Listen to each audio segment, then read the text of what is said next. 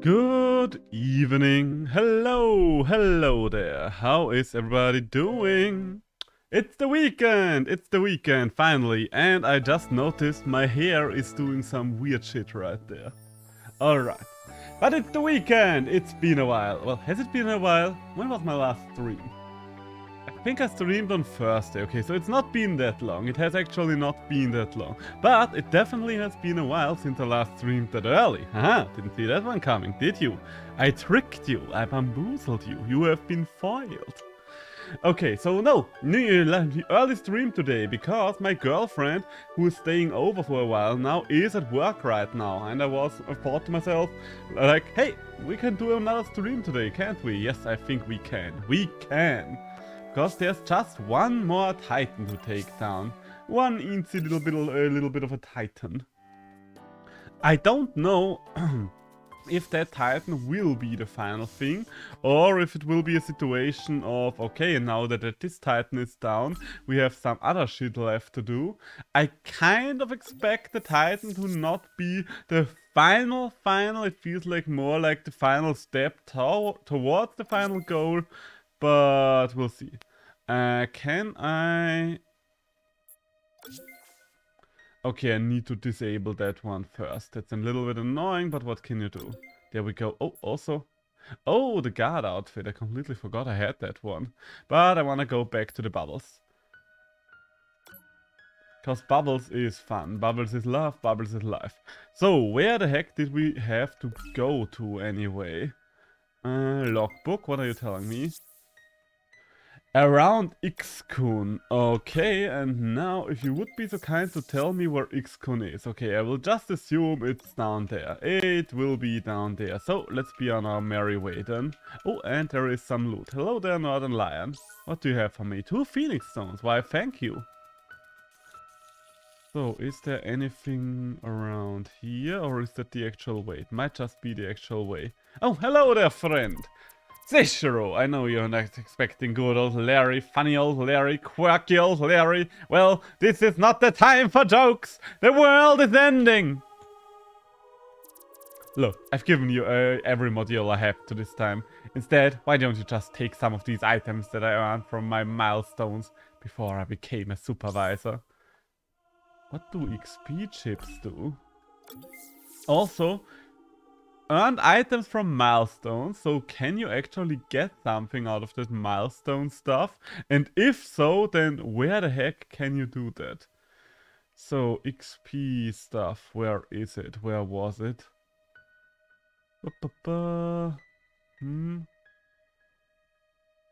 Wait, there they are.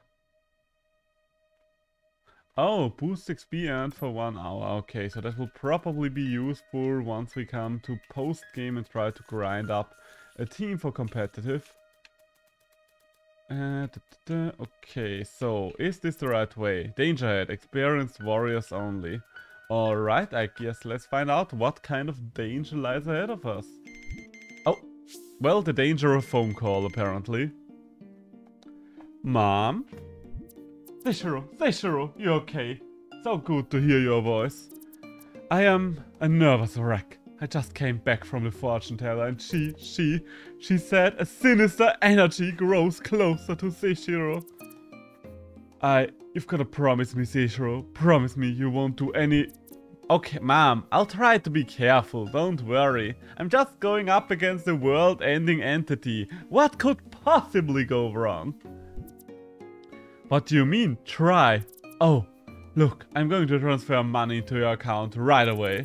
Please buy yourself enough cakes or spinners or whatever else you need to ensure your safety. Oh, damn! Okay, Mom was not kidding. That's probably her life savings. Thank you very much for that, Mata. I will try to not spend it all in one place. So, where are we going? Hey, there we go. What do we have here? Another skill flash. I really need to check all these skill flashes to see which of them I already own. But I think I'm only going to really take an inventory there once we are through the entire game. Okay, we already know you, we already know the sand drill, and we already know... Oh god, that's level 60. Okay, first of all, let's run away. Second of all, let's switch our leading creature because yeah, if there's no longer ice, then I will assume having the frog up front will probably be better.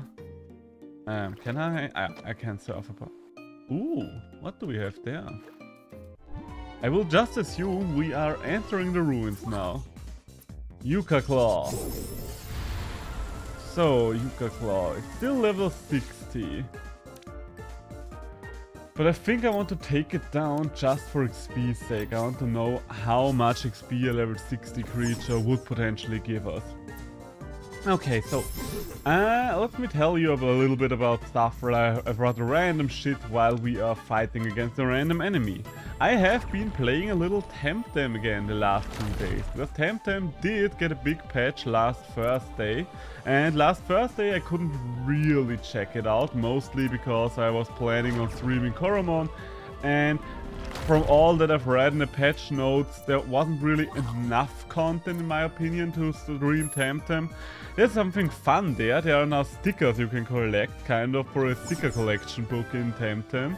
And it's a fun little thing. You also get a few items out of this collection cycle.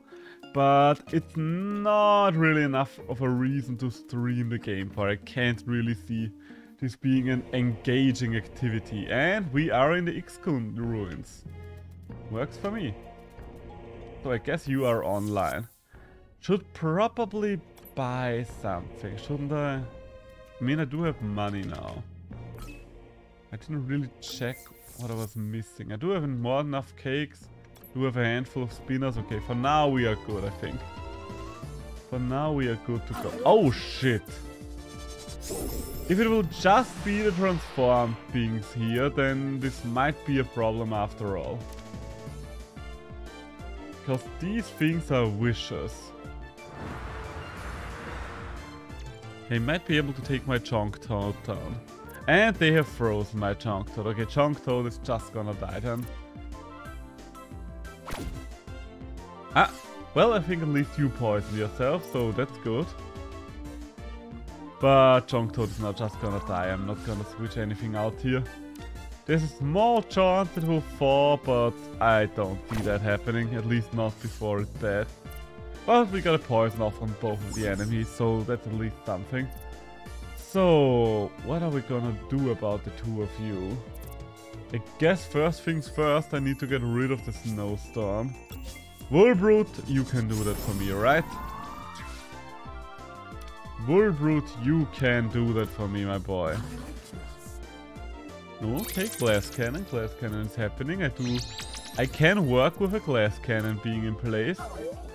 Assuming, of course, I am faster than you, but we'll see about that. And the heat wave! No more cold for you guys! So,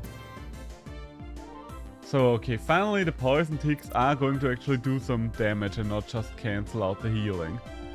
So, Fire Coromon require less SP and non-Fire Coromon use more SP.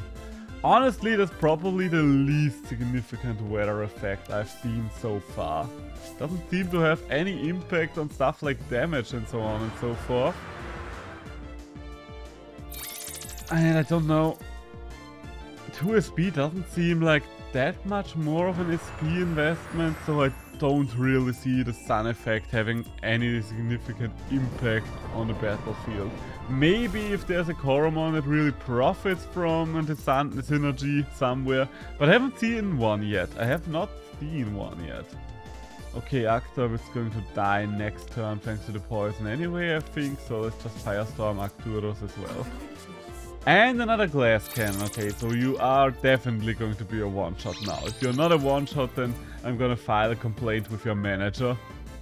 Because you can't do double glass cannons and not be one-shottable by a special move. You just can't. Especially not from my best special attacker right now. Oh my god! How dare you? How dare you not be a one-shot there? Okay, at least little Arctor here is down. These guys are not giving as much XP as I would like them to as well. So I'm thinking about recalling after this fight, just so I can go and heal up and buy stuff.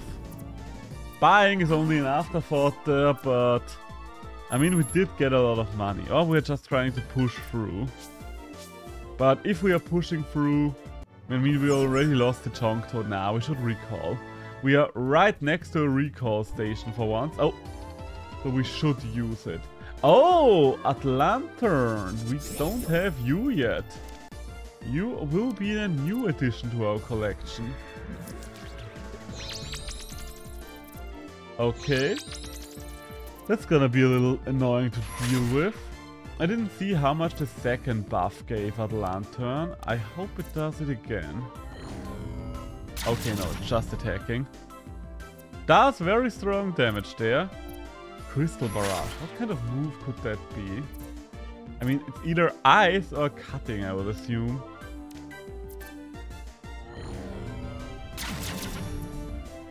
The fact that it's very effective against the sand type confuses me there a little. Okay, well, we at least open up a wound on it. So, can we get some poison off there? And the answer is yes, we can. Okay, so a wound and poison, and from here on out, Thurpike, you're just gonna try to stay alive. Which will be harder than anticipated.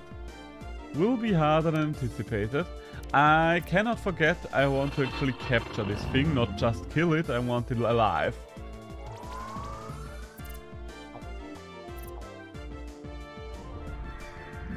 Oh, is that the same move again? Let's see. Defense increased firmly. Special def... Okay, so it raises both of them by 2 levels. That's very strong. I can see why this thing is kind of a favored tank for some people. So let's do another super drain. But damn, raising both of its defense stats by 2 levels with 1 move. That's evil. That's very evil. So, do we think... I think it should be capturable now. The question is, what kind of Coromon is it, in case I want to use one of the special spinners. I would assume it to be water, based on its design and all. I used to think ice because of the crystals on its back, but it's probably gonna be water, right? Also, that thing is level 61, so I should probably put it on my team. There we go. Yes, please. What can you do? Coromon takes care of members of the squad, restoring them to full HP. Oh! Can I just go through this and use it again and again like last time round? Apparently I can. Okay, looks like we are not gonna recall after all. And there we go. Then once again, an ability that will be kind of useless in the long run, but still for now it will be good. Withdraw. Okay, what does withdraw do?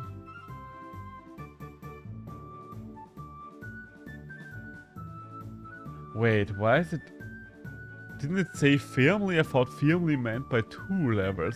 Otherwise this won't be as good as I thought. But goddamn! Okay, that's a water move. Crystal Barrage is a water move. I didn't see that coming. It's a very strong water move. What's Crystal Surprise? Prevents from escaping. 1 to 3 shots. Streamline. Increases speed. Inflict high damage. Permafrost. Ooh, that has a good chance to freeze. Yeah, honestly, I don't see a reason why I wouldn't put this on my team right now. Replace the squad member, please. And replace the Jonk Toad. I like the Jonk Toad, but this is just a stronger water creature. Hey, Chiraptor, you are getting somewhere. You are finally getting somewhere.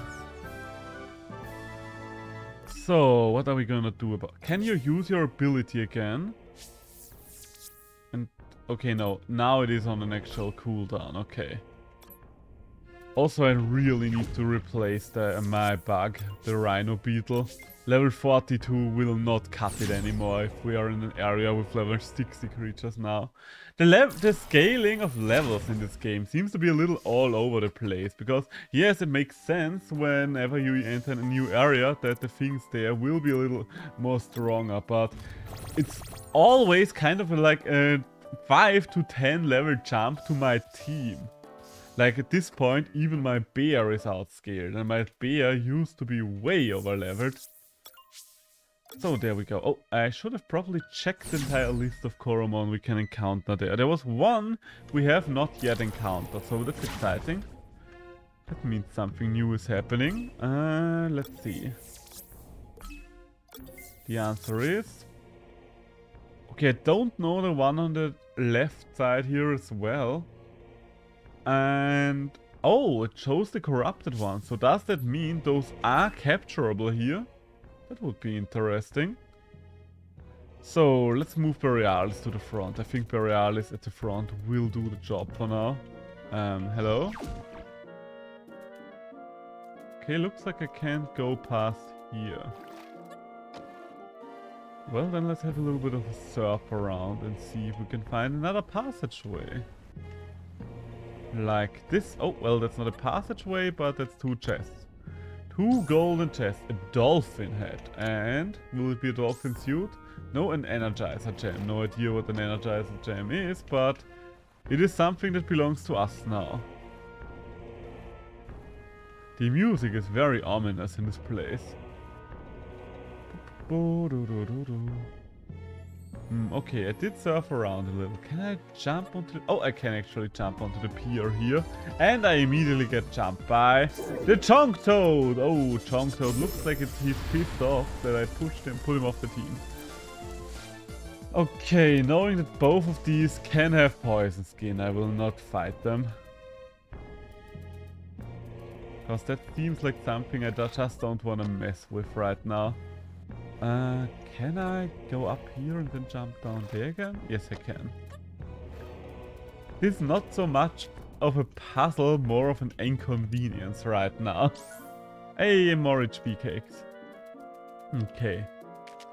So far, it doesn't look like there will be any trainer fights in this area, but I kind of expect the Blue Man group to make an appearance here. It would make sense for them to jump me now that we're going towards the end. Hey, another potent scent. Nice, nice, nice.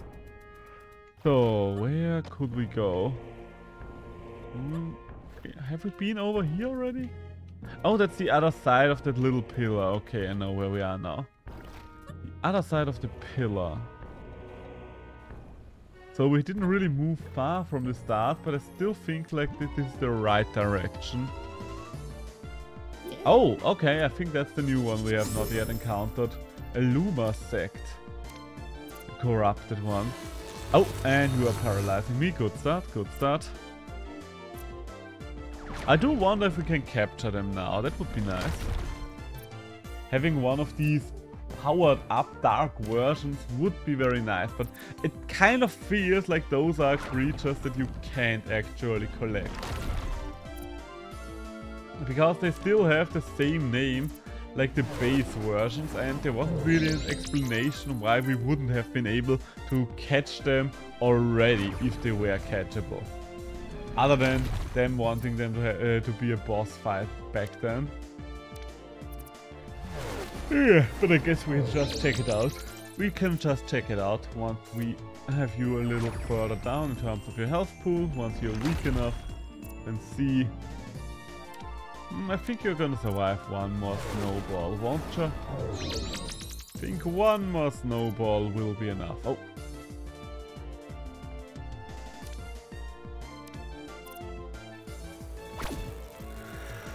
Yeah, excuse me. Excuse me if I seem a little tired. I did rest well tonight, but I did eat my lunch right before the stream, and you know how it is, whenever I eat right before the stream I will be a little more on the low energy side for the beginning of it, just because my body takes a lot of energy to consume food. To get that nutritional value. Come on, Borealis. Oh, come on. Okay, you know what? I'm just gonna try and capture it. I've had enough of this. We are just gonna throw a gold spin at you. Ah. Okay. Okay, it broke out, but it seems like they are capturable now. So if that's the case, I will definitely capture these things because I want to know, first of all, why they are so damn broken. Oh, what's going to happen? Is it still going to be a dark creature once I capture it, or will they pull it? No, it's you freed it of the dark influence, and now it's just a regular old insect. A regular old Lumasect. I still have troubles with the name. It always takes so long in a game like this to remember all the names. And they do have several long and complicated names in this game. So, no, it actually is still a Lumasect. Type, okay, so it is actually of the dark magic type.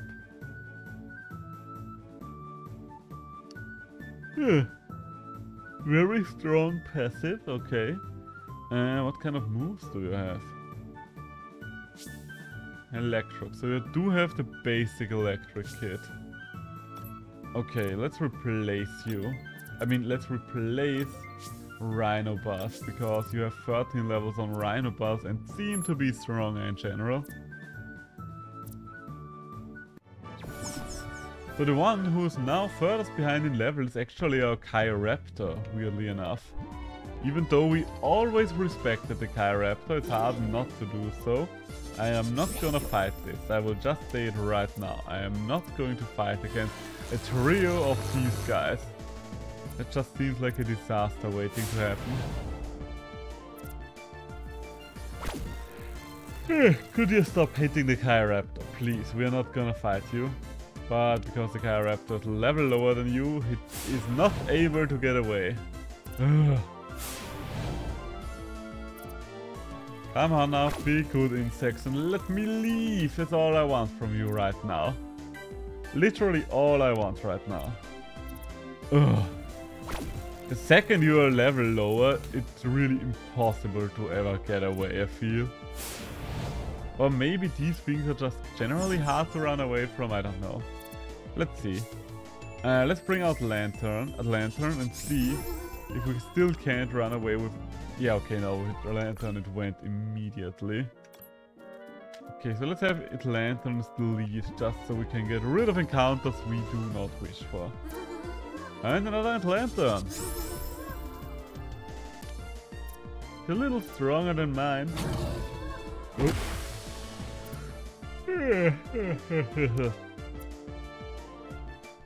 Oh. You! Ah, the Blue Man Group. What did you do? Chaltio should be around here. Can't those inferior eyes of yours see? The equilibrium is ours now. Chaltio is no longer with us. She brought this fate upon herself. Chaltio attempted to stop Ran and failed. But do not worry, Seishiro. With our benevolent Titan banning this planet, the new world will be a paradise beyond imagination. Shiny! Welcome, welcome! For once I'm streaming more in your time zone today, don't I? Okay, no more dialogue, you're just gonna stand up there and evil laugh, so let's have a little bit of a look around. I am good, a little tired because I just ate and I'm always a little tired after eating, but other than that I am good. How are you? How are you doing? Did you enjoy the new Temtem patch so far, if you played more than I've seen of the new Temtem patch? I don't know how much exactly you played of Temtem, even though I did see your last stream of it. But you can't win, can you? If you play Coromon, the people demand Temtem. If you play Temtem, the people demand Coromon. The streamer's crux, as you call it. Okay, let's save first before encountering whatever we are going to encounter there. My team is in a rough shape, but let's see. What are you saying? The stickers are decent. PvP changes don't affect me much anymore. No energy to PvP there. I get that. On one hand, I was like, interesting changes. I could maybe do a team with Mastiona and Nature Course, but that would involve leveling them up to 100 and then getting the fruits and doing all the stuff. And I could literally feel the fatigue just thinking about it. So yeah, I totally understand it. And it sucks because I really like the actual PvPing in this game. In the end, it was all worth it. My brothers and sisters on Vubonia, After struggling for so long, at long last, they can start life anew. All thanks to us. Our legacy will live on in their hearts forevermore. Exactly, I'll wait until full launch to play it again, probably. Very fair, very fair. Hello there, Blue Northern Lion. What do you have to say? It's all so nostalgic. Ah, beautiful dark magic vistas, made of dark magic mountains, dark magic lakes, and dark magic forests. Are they just adding dark magic to anything? So, oh, is that your dog? And, oh, of course not. And if I would own a dog, then what is it? Oh, it's a dark magic dog, of course, you silly goose. Isn't that obvious? And what does a dark magic dog eat? Well, dark magic dog food. Isn't that logical? Goddamn Wubonian. Ah, the great cataclysm decimated everything we ever loved. I'm so glad we went through the pain of rescuing dark magic essence. Wubonia will live on forever! Long live Wubonia! Glory to us, Dotska! Okay, so it does not look like any of them are actually going to try and stop me, which is a little weird, but I can work with that. So I guess we will have to fight the fully corrupted Titan or so now. Ooh. I kind of expected there to be a longer way towards the last Titan, but I guess we are here. The equilibrium draws near. Oh. Hey, my essences. Preserver. Chalchu is here. Somewhere nearby. Horrible. I can feel her struggle, trying to salvage our equilibrium. Chalchu. Chalchu! Please respond to our cries. Oh, Shibe! Unfortunately for you forgotten relics, Chalchu is no longer a part of this world. But it pleases me greatly that you wish to join her so soon. It will save us all a lot of time.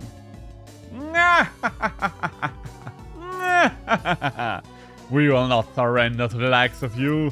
This planet was meant to bend our elements, not yours! Together with the Preserver, we've come to take back what is ours. Preserver? Oh, only one? Ah, you mean this tiny being?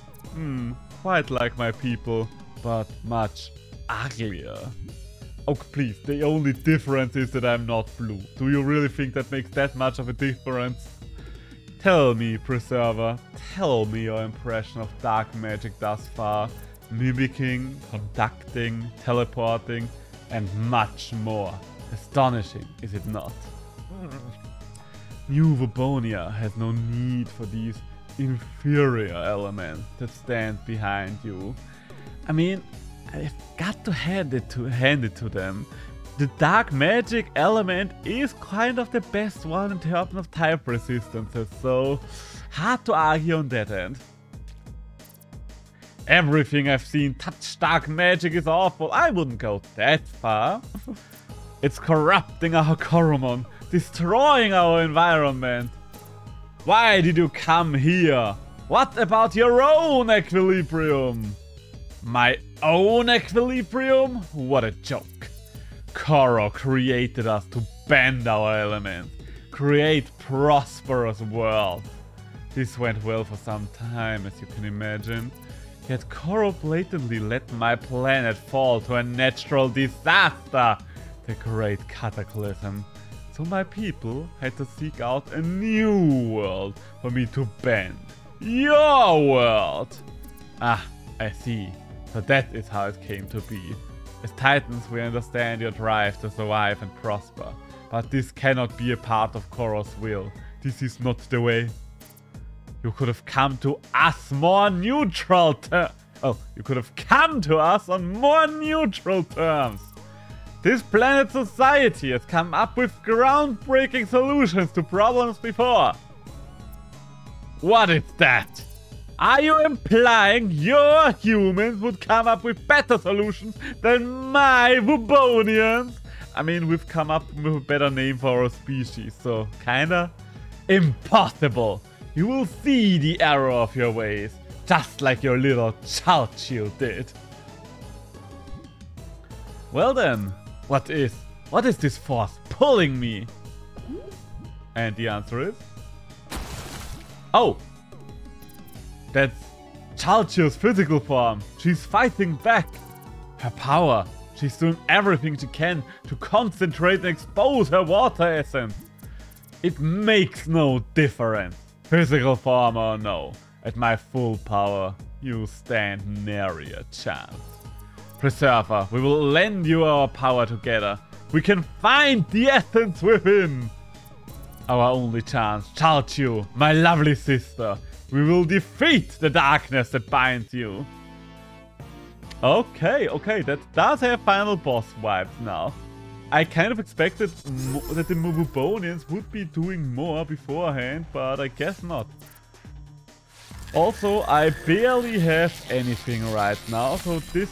Oh, okay, maybe it will not be that impossible after all. Okay, so let's start with withdrawal. Well, you know what? Maybe not start with withdrawal.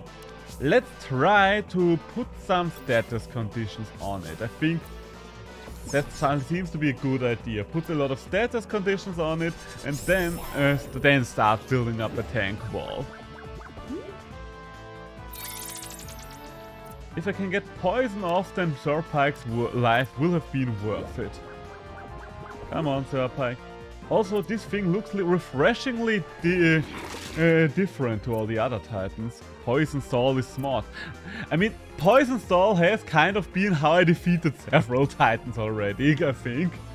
I mean, a lot of the time, it's not necessarily Poison Soul, but whenever there's... No, it's not the titans. That's how I defeated the Wubonian dark magic monsters a lot of the time. Because they're just resistant to everything. I'm just like, okay, here's bleed, here's poison, and now leave me alone. So, another super terrain. And Serpike is down, but that was to be expected. So I will not be able to put some bleed on that thing for now. But that's okay, that's okay. So let's bring out a lantern and try to beef up. Withdraw for a while. A lot of withdrawal. We do have enough healing items. We don't have the item that heals us every turn, like leftovers would in Pokemon. I don't know the name of the item. I know it exists, but I don't have that one yet. Oh, you know what? Maybe I have it. Maybe I have it and just don't know it. There's a good chance that that's the case. Revitalize! Ah, yes, that will definitely be an essential item for my PvP threats going into it. I don't know who would be the best Revitalize use. I know you use a Lantern for Revitalize, and I can clearly see why. The fact that it's able to double buff itself is very nice. So, Poison is getting somewhere. Poison is definitely getting somewhere. Oh! Okay, you decreased my special attack, but I think my special attack is my least valuable stat right now, so let's keep going. A Lantern feels so good with it. I can see that, I can definitely see that. I don't know what the head bash move that you are using does. I think mine is one level off of actually getting that.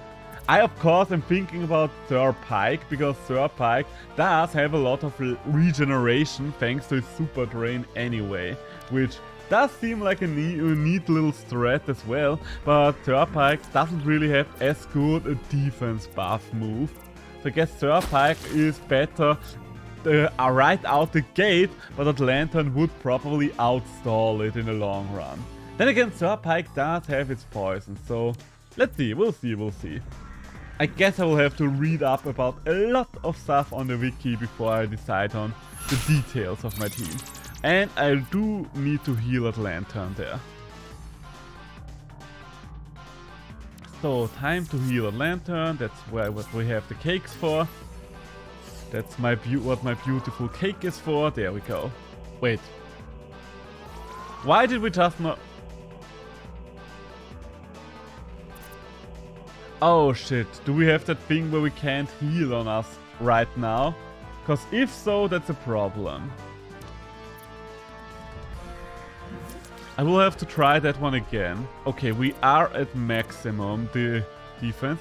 And yeah, that's the move where I can't heal anymore, is it? Oh, okay, so much for that.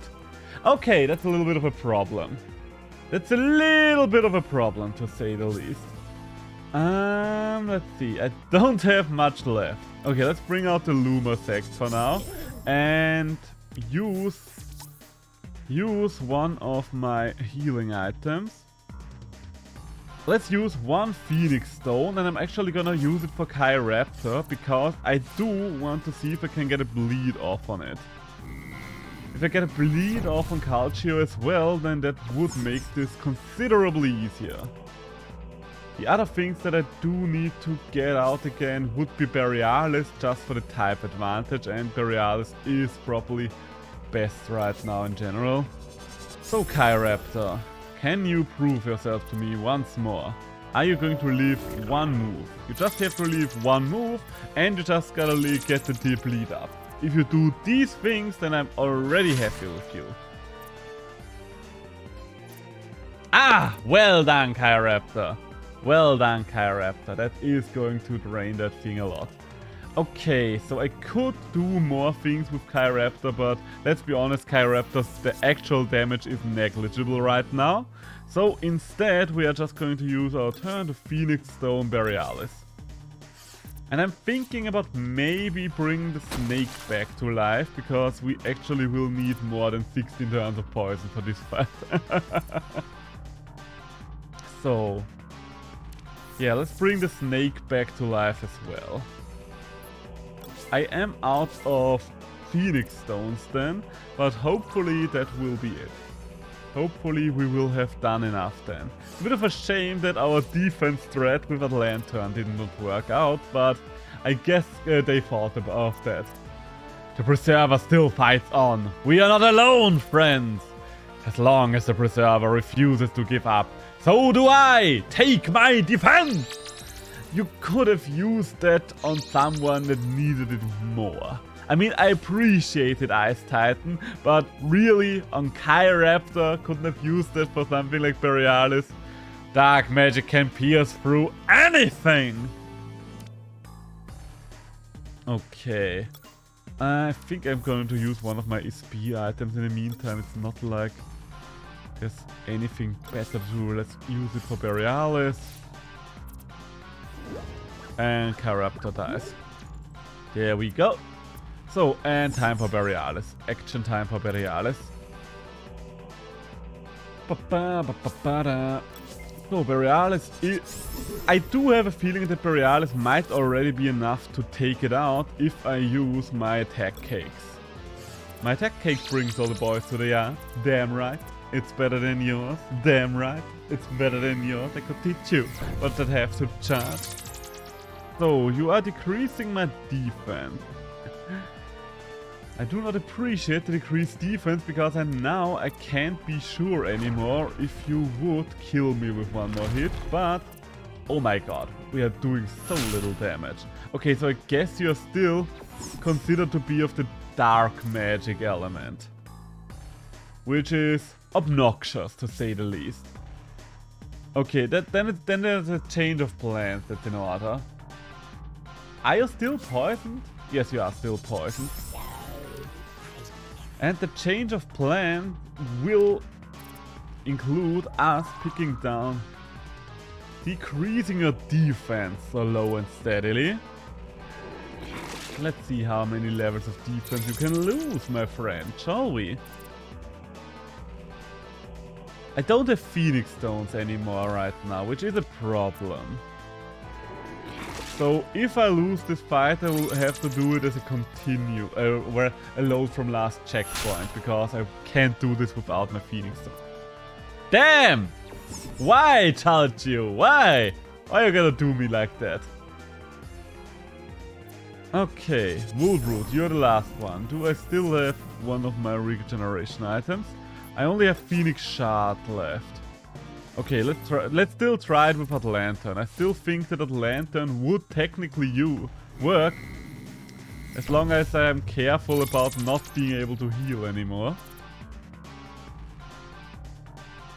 I mean, Chalchu is 1/3 of its HP down already, so it's not like it's going too bad considering in which state we started this fight in. Yeah. You do that. You do that. I guess I should probably just use the last Phoenix Shard as well. So I have one more backup plan. And that will be Serpike. I don't know if Bleed has a limit of for how long it can be active. But I guess we'll have to see about that. Okay, so I'm definitely out of Phoenix type items. Firestorm, anything here that really makes a difference? I think Magma Punch has a chance to burn, which would be the most valuable if we don't get killed right away. So... okay, back to the strats. Atlantern, you do you. You know what you need to do. You need to withdraw Atlantern. I know I just sent you out, and it might be confusing if I tell you to immediately withdraw, but believe you me, it's part of a plan. Okay, so that's the move where I can't heal anymore, is it? No, that decreased my speed. And how did it block the heal before? If it not with this move. Ow. And special attack decreased. Just in case it's doing anything nasty now. Where it's gonna disrupt the power, the defense, the healing or whatever again. I am going to heal right away, just to make sure. I do have more than enough cakes. Okay, that's good. Splash is not gonna do much there. How much do you lose per turn? Not all that much, so let's continue. Let's continue our threat.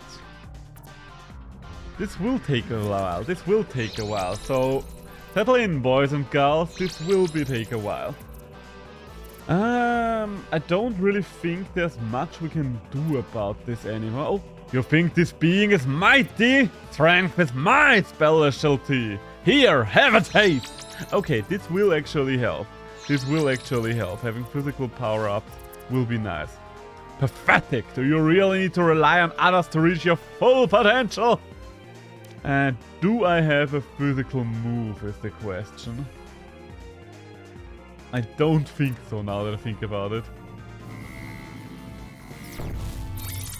Okay, that decreased my speed even further. Oh! I think that one is physical. Crystal Barrage is physical. Okay, thanks for confirming. Okay, yeah, this actually does a very decent amount of damage. So I should probably just make sure and heal. Well, do I need to heal up here? You know what? I'm not gonna heal up. I am going to go balls to the walls here. And oh god, I should have healed. I think I should have healed. Oh, okay, no, you're just decreasing my attack. You are just decreasing my attack. Jesus Christ. That thing is very annoying to deal with, but it is beneath half health now. It is beneath half health already, which is nice. So how much does Crystal Barrage even do now? Not enough will be the answer. 40 points. It's okay. It's not great, but it's alright. An intense battle. A time for rest. Make the most of it, Preserver. Hey! Got knocked down for 2 rounds. Go! Smother it with attacks. Okay, it's knocked down for 2 rounds. If we do have 2 rounds of time right now, then I do want to heal up. And it's just gonna regenerate its HP in the pool in the entire time. Yeah. I don't think we can really capitalize on these 2 rounds. And I am going to use another attack up item, my second attack up cake. Because I think we'll need to get some attack back. Okay, so it is quite low already, so we are getting somewhere. We might actually be able to pull this off after all. Surprisingly enough, we do almost 100 damage with that move. I think it was something more along the lines of 80. Oh no. Okay, What are you charging? I do worry about you charging something. I don't like that you are charging something. Because usually whenever someone charges something, something strong will follow afterwards. Oh. Okay, I was worried for nothing. Chalcio, use that! Okay, it's almost dead. Unless there is a hidden secret phase or so in store for us, then we are just going to chonk it down. Your squad will never fall with the master of life and death on your side. Hey! Life and death! What do you know about life and death? I had to watch my people suffer! But dark magic will always be on my side. Oh, I am running out of energy. Okay, so we do have to SP up.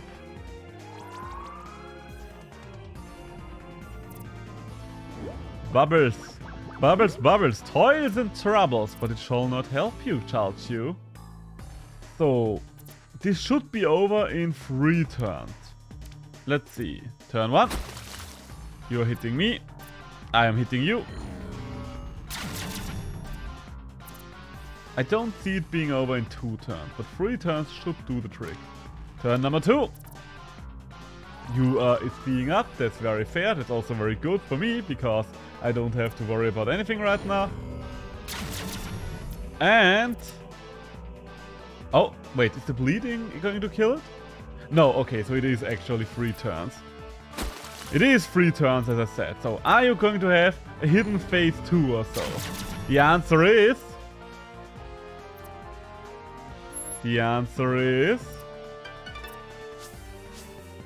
okay. The answer will be hidden from us for quite some time, because everything is going to have a level up now.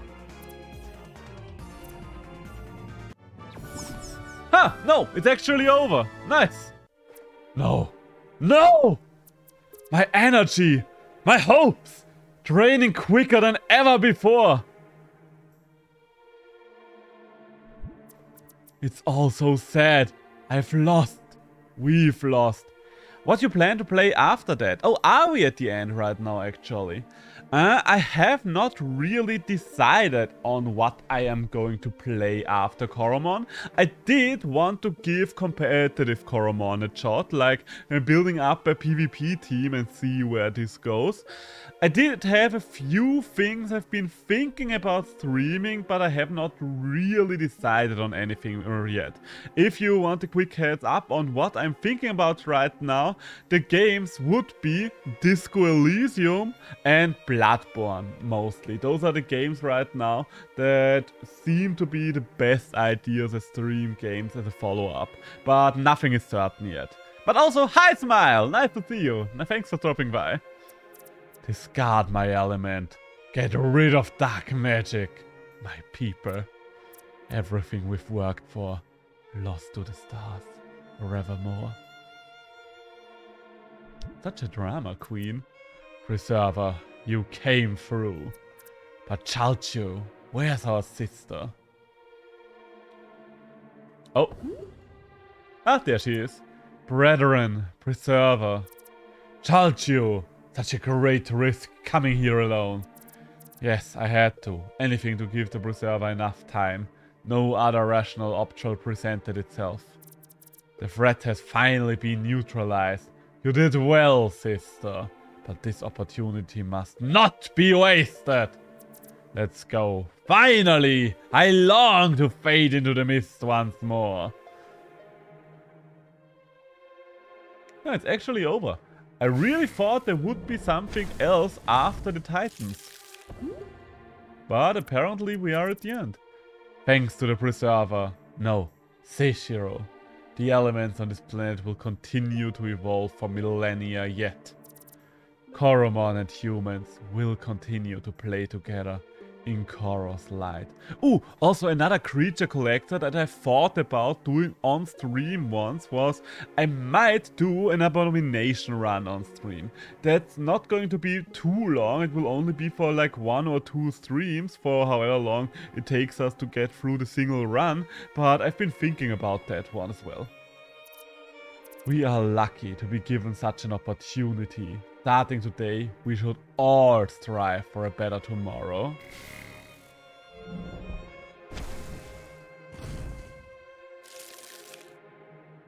And boop. I wouldn't mind seeing that. Aha, so I do have one viewer at least. The Abomination was kind of fun. The creature designs in Abominations are very hit or miss. I'm gonna be honest here with you. But the general idea behind Abomination is good, and it did get a few updates with more creatures. And I did prefer the later creatures to the earlier ones, so that might be fun. But it looks like we are actually done. I am very surprised. I didn't think that we were pretty much right in front of the final boss already. I thought there would at least be one more dungeon or so beforehand. Oh, knock, knock, knock. Okay, maybe it's not over yet. Okay, how did you get up the stairs with your wheelchair? I do want to know that. Seishiro, hey there. Heard you've been taking a nice little rest this past couple of days. Please, take all the time you need to recuperate. You earned it. By the way, all of your friends at Luxol is chipped in to put together a special care package for you. There's not enough gold in the world to thank you, but, well, we gave it a shot! 3 potent cents, that's not gold. Oh, more platinum skillers. Oh, and skill flash number 3, interesting. Didn't think you would get a skill flash. Also, you didn't give me a single coin of gold, so... Everyone hopes to see you back at work soon. There are some real remarkable discoveries taking place. Stuff that's beyond your wildest dreams. Some of us theorize it will take a couple of years at least, but eventually. How about another adventure together? A space adventure! Oh, okay. Is this a hint towards a sequel or towards the post-game? Since he mentioned a couple of years, it feels like they're hinting at Coromon 2 being a sci-fi game. Okay, let's save, let's save. Oh my god. Looks like I am rested, but my team ain't. But we actually did it. We defeated the final boss. First try, baby. So, let's see what our mother has to say. Hello. Seishiro, now that you saved the world, can you finally clean your room? I'm just kidding, honey. Take some time out. Play some video games with Dexter. I will just ignore the with Dexter part, otherwise I will do exactly as you asked. But the with Dexter part, we can skip that one, can't we? You deserve it. Hello, little brother. So, what you playing there? Pokemon? Ah, that's shit! You're a shit gamer, you're a shit gamer. You saved the planet? Yeah, so what? You still can't beat my Swarmy Rush high score. You're only good at unimportant things. Also, I don't mind if anyone likes Pokemon. If you enjoy the game, that was just a joke. I personally can't get any enjoyment out of it anymore since Gen 8, but all the more power to you if you are actually having fun with it still. So, where are we going? What are we doing now? Not jail if you like Pokemon. Life sentence. Oh, damn. You're leading you're having a very hard justice system down under, apparently. Okay, first things first, let's heal up, let's heal up. Let us heal up. Welcome to the Trainer Hub. Yes, yes, take care of Coromon. And we are healed. So, that... I say that while having multiple Pokemon tattoos. Memories of the past from a glorious... Is having Pokemon tattoos, in your case, kind of like having the name of your ex tattooed? It kind of sounds similar, to be honest. I mean, you did seem to enjoy Arceus when I watched you stream Arceus. You did seem to have fun with the spin-off at least, so that's something. I did not really play Arceus. My girlfriend really enjoyed Arceus. But I haven't played it. Maybe I'm going to check it out at some point. So, the big question is, what are we going to do now? I still love Beautifly, my favorite Pokemon. I don't talk to any of my exes, so fair enough, fair enough. Beautifly. I don't remember which one's Beautifly, mostly because I probably don't know the English name. I do know the German name probably. Okay, so short change of pace here. Let me do something here real quick. I'm just going to, do that. And you know what? Since we did not take as long as I expected us to take, or you know what? We should I don't know why, but this game always gets weird frame drops in window capture. And I just don't understand why. That's why, look at let's go for comparison. Now we are back to screen capture. Now it moves smooth as butter. But the second I switch over to screen capture, it's like, I don't understand what's wrong here. Maybe getting all the items and finding hidden items just to fill time, that would be a plan, that would be a plan. Honestly, that would probably be a good idea even, mostly because if I want to get a team together, then that should probably be my #1 priority. So yeah, let's take a look for skill flashes. Let's look for the skill flashes first. See if we have something somewhere. Also, we're still missing one of the modules, apparently. But for now, let's enter the Luxolis building, because I want to know if there's anything still going on if I go in here. Strong electromagnet. Do I have anything electromagnetic? No. Maybe tremor? Does not seem to do anything here. Yeah. Guess that has something to do with the last module I'm still missing. We could do some... Oh, try the push module on the left thing. I did that already, actually. I did that, but for some reason it did not do anything. Like, wait. There we go. Wait, did that do something, actually? No, it still does not work. Get 100. Oh. Okay, okay, so there is a way to get higher. The question is how? Wait. Do I need to hold longer? Do I need to hold it shorter? Okay, guess. Stop opening that up, okay? Get 100. So is it just blind? It is just RNG? Really? What the fuck? That's... Oh, 93. That's pretty good. 93 good enough? Nope. You literally have to go to 100. Holy hell, that's so stupid. I would have never have guessed that. So simply because I was like, okay, we tried this a couple of times. It did not work. Let's move on. There's definitely something else at work here. Oh my god. Okay, well, let's go. This will be the rest of the stream. Let's RNG our way to 100. Why don't you expect RNG in Coromon? Fair point, Shiny. Very fair point. It should be expected everywhere. Even for a bloody loot box? I mean, okay, now that I think about it, RNG and loot box in the same sentence does make sense. Fucking hell.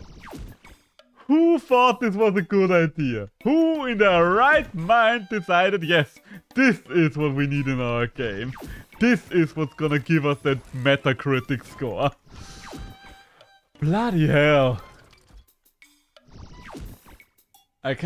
With my luck, we're probably going to take longer to get that chest open than it took us to defeat the final boss. Come on now, open up. Open up, sweetheart. You can do it. How long did it take you to open that chest?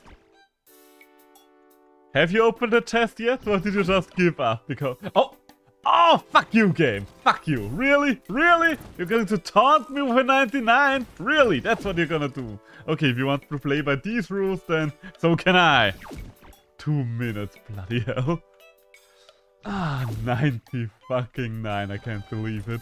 It's almost like if the game is trying to taunt me. Like it's trying to get to... I don't know.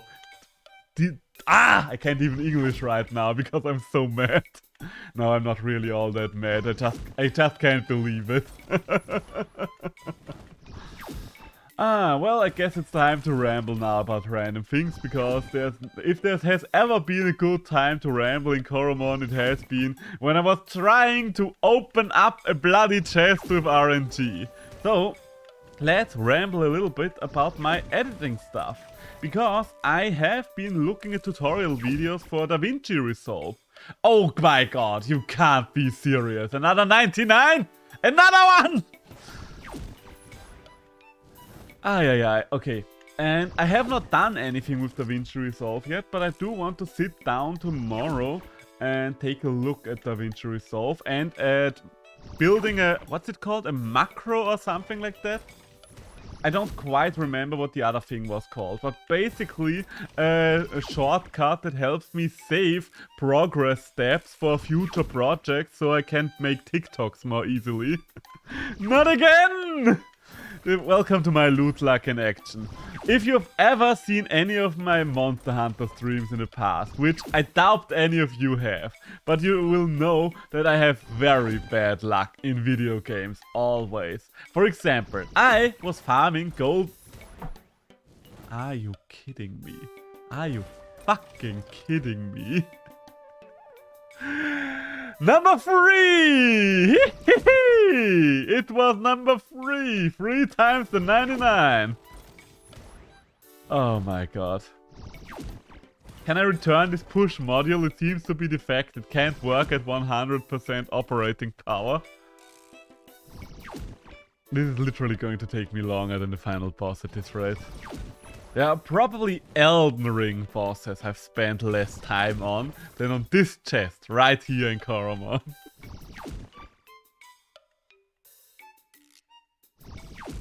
You thought the final boss was the final boss? Oh, no. The final boss was blind luck all along. I swear to god, if we're getting another 99 before we're getting 100, I'm gonna lose it. I'm actually going to lose it. I mean, so far, I actually feel better about getting low results than I would about another 99. Because then it's at least not even close. 97 is still okay. I just don't want to see another 99. I mean, we are starting to get some... Oh! That's number 4! That's the 4th 99! I should actually just make a super cut out of this. What the fuck? Okay, 91. Okay. Now let's just take that one and add it to the 99, shall we? We can work with that game. We can come to an agreement. You and I, we don't have to be enemies. We can't be on the same side here. We just have to help each other a little. Just a smidgen of help. That's all I ask of you. Come. Okay, 97. 97, I thought we would get our 5th 99 for a second. But no, so far only 4. So far I can still count them on one hand. 93. Is there actually just a random number generator fucking me over in the background? I think that's it, literally is. Okay, so if this is any indication of how RNG will work out for me in PvP, I will probably be the worst PvP Coromon player that there ever was. Like, goddamn, bloody hell. When did I start? I really should have taken a look at the clock when I started this, just to see how much time I'm spending on this. Just so I have an average feeling for it. A rough guess. I will actually make a supercut out of this. If I find the time and energy to do it, this needs to be some form of highlight reel, I feel like. I can already see it, the SpongeBob transition. Oh my god! Finally! Hallelujah! Open up before it closes again. Oh! Holy shit, that was the true final boss of Coromon all along. What the fuck, the Gauntlet Coupon? Gauntlet Coupon, what did we work here for? To receive 1 gauntlet, it can be redeemed at the Luxolis campus reception. Okay, fair enough. Have I done the training? Honestly, I don't even know what you mean by the trainings. I have no idea what the trainings are. You finished the new module, alright. Oh, let's move on, let's move on. What do we have here? Oh, motivation in the market. Upstairs in the Luxol's trainer hub, the NPCs there. Ah, now I have not done that yet. Let's do that. Let's do that then. Let's go back to the Luxol's campus. Also, one thing I generally have to say about the changes Temtem had recently. One thing that I would like for every creature collector in future. So the thing is, Temtem gave us a mount. And you would think that I'm like, okay, so I want a mount for everything in the future. No, no, no. The thing about the mount in Temtem is, it's not much faster than it is to just run around on foot. But as long as you are on the back of your mount, you avoid wild creature encounters. And you only get this mount pretty much in the post game or close to the end game.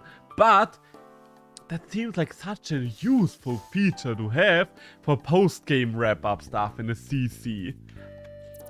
We're constantly working on improving the Luxol experience. Right now I'm working on a new training program and I think you'll like it, alright?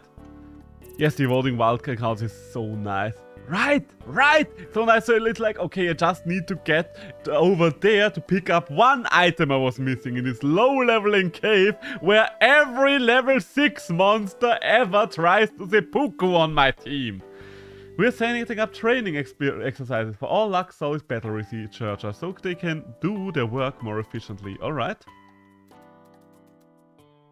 Okay, maybe I did do whatever they wanted, because it seems like they are not allowing me to do anything else in here. Huh. Okay, no, you're just telling me the same things. Okay, maybe in the lower area. Maybe I need to go down there. Yeah, maybe I've done it and just can't remember it. Maybe. As I said, I don't remember it, but my memory generally is speaking is shit. I don't know why, but whenever I stream, I go blank and I forget so many things. I really have to force myself to... Oh, longest win streak, sexy ad, 94. Personal win streaks, 5. I really have to make mental notes of things that I want to make highlights of and stuff like that. Otherwise, there's a high chance I'm going to forget it. And if I don't do it immediately after the stream... Oh! Sleepy! Thank you for the resubscription! 1 more month! 8 months! Hot damn! Holy hell! Thank you so much! Didn't know it had an info board. Ah, well, we all learned something new then. So, let's move on with our lives. Let's move on with our lives then, shall we? There was still that golden chest in the forest that we never figured out how to get. So, that might be something we could try to aim for. Another thing I could potentially do is try to get myself a perfect snake, just for the snake's sake. Then again, it would probably just be a waste of time, because if they're upscaled for PvP anyway, then why the hell would I? Why the hell would I? I don't really prefer the perfect colors. Wasn't it here somewhere? I thought there was a chest somewhere around here that I have not yet picked up, but maybe I'm misremembering it again. Let's see, let's see. Maybe it was first. Okay, there it is. There it is. So how do I get to this chest is the question. Not like... maybe like this? No, not yet. It feels like I need to get there from down here somewhere. Okay, this looks good. Okay, we've got it. A smart gem. Okay, what does a smart gem do? There's one here. Sorry, what is here? I'm confused. Sorry about that. I probably said something and you're answering my question, but I already forgot it, so sorry about that. Earn X... Oh, that would have been very useful to pick up very much sooner in the game. Oh, the chest I meant. Oh, alright, gotcha. Sorry about that, I was a little confused there. So, we do have a bunch of fruits. We are missing probably a lot of the items. Reduce SP cost. Chance to repel wild Coromon. Okay. Okay. I definitely know we missed out on a lot of chests in the desert dungeon. Because I kind of skipped through a lot of this desert dungeon. Just because I wanted to get to the final boss. Because I was on a timer. So we might as well go back to the desert dungeon and see if we can find something there. Also, we should probably be on the scan module at all times and just occasionally use the scan module. Just to see if there's anything here. Get the revitalizers. I will. Are they there? Are they in the dungeon? Because if so, then we definitely need to get them. So let's run away for now though. I think we're just going to run through all the routes real quick just to see everything we might have missed. Because there's probably a bunch of chests at the sidewalks that we've missed out everywhere. And we're only 1 hour into the stream. I really didn't think that we would be at the doorstep of the final boss right away.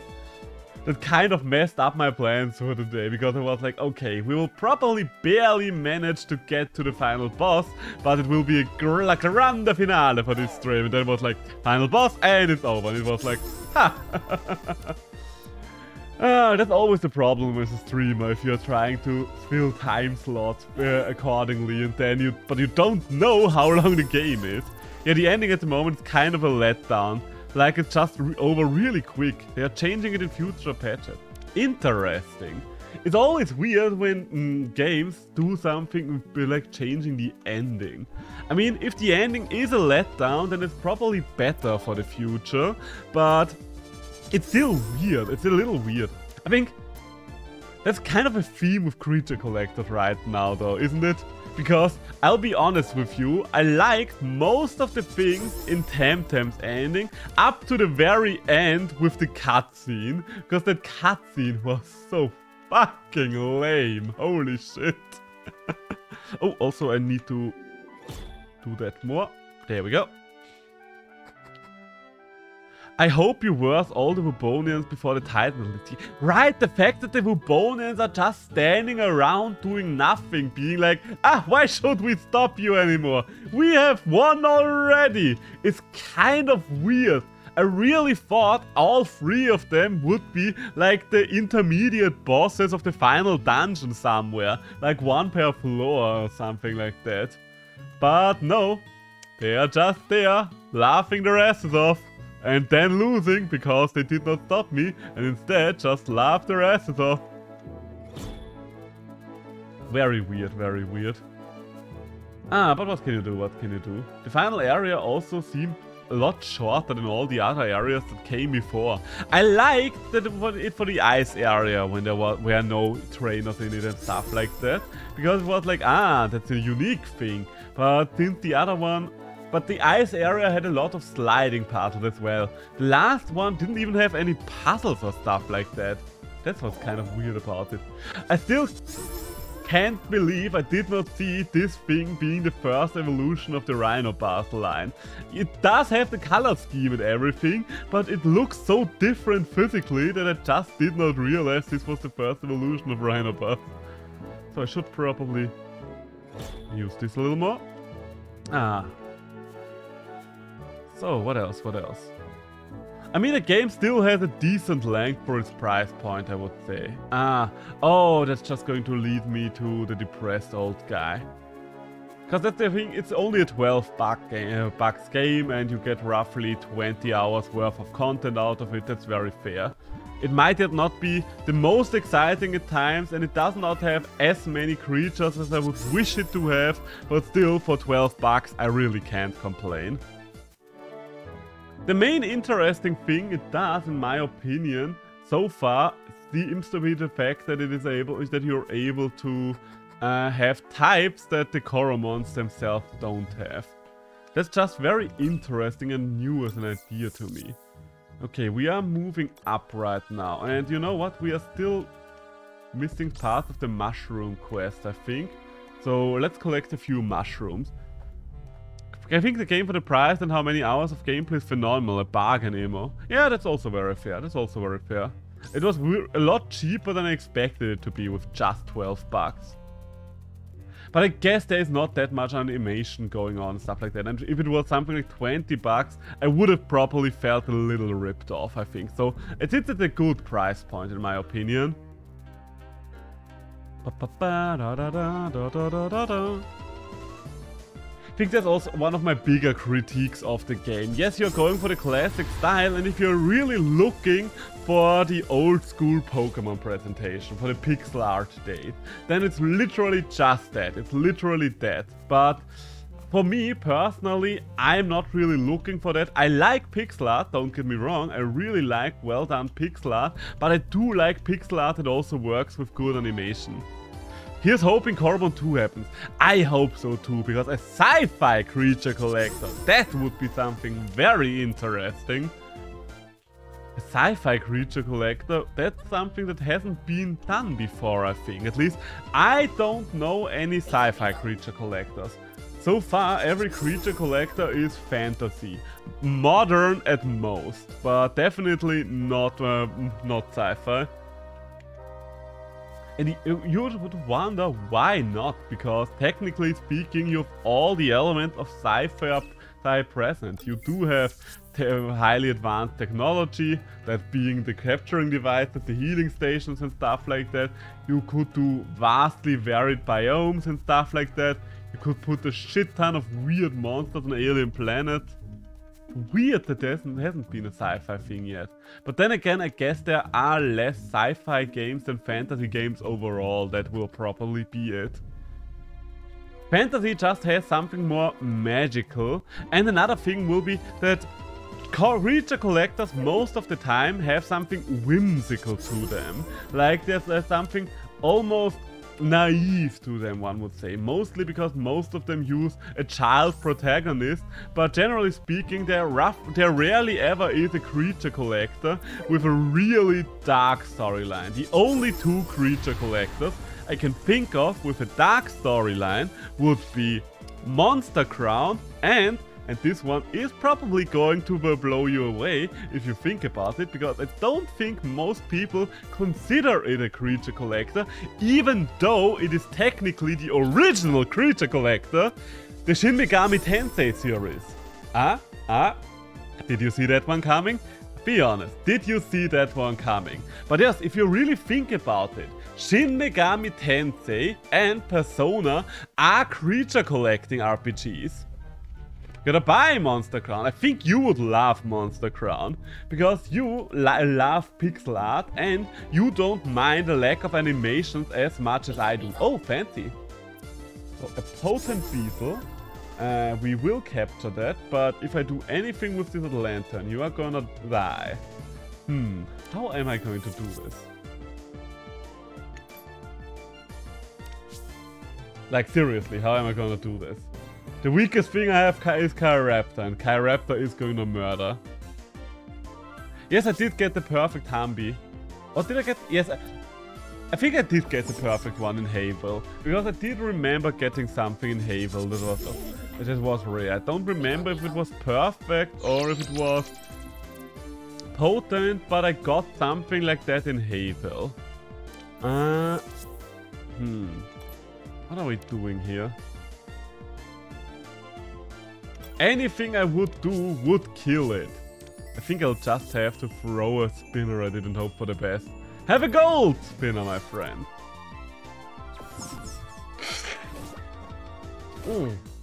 The thing about Monster Crown is I didn't really vibe with Monster Crown all that much because it was too old school for my taste. I'm gonna be honest here with you. Monster Crown kind of felt like I went back to the Game Boy Color era in terms of presentation and stuff like that. And if you really want to go nostalgia all the way, then it will definitely be a good game for you in this regard.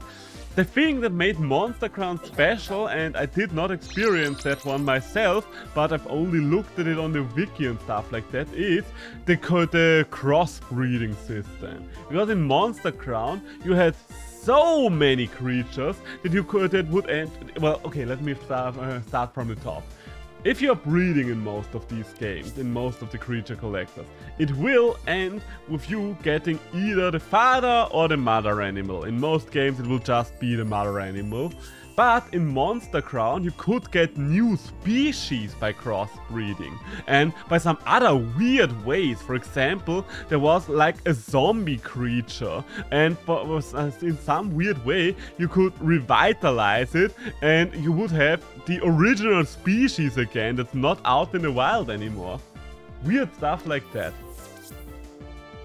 And that's a very interesting idea, that something like that would make for a good breeding system. Because generally speaking, I don't like breeding systems the way they are in Pokemon or Temtem and stuff like that all that much.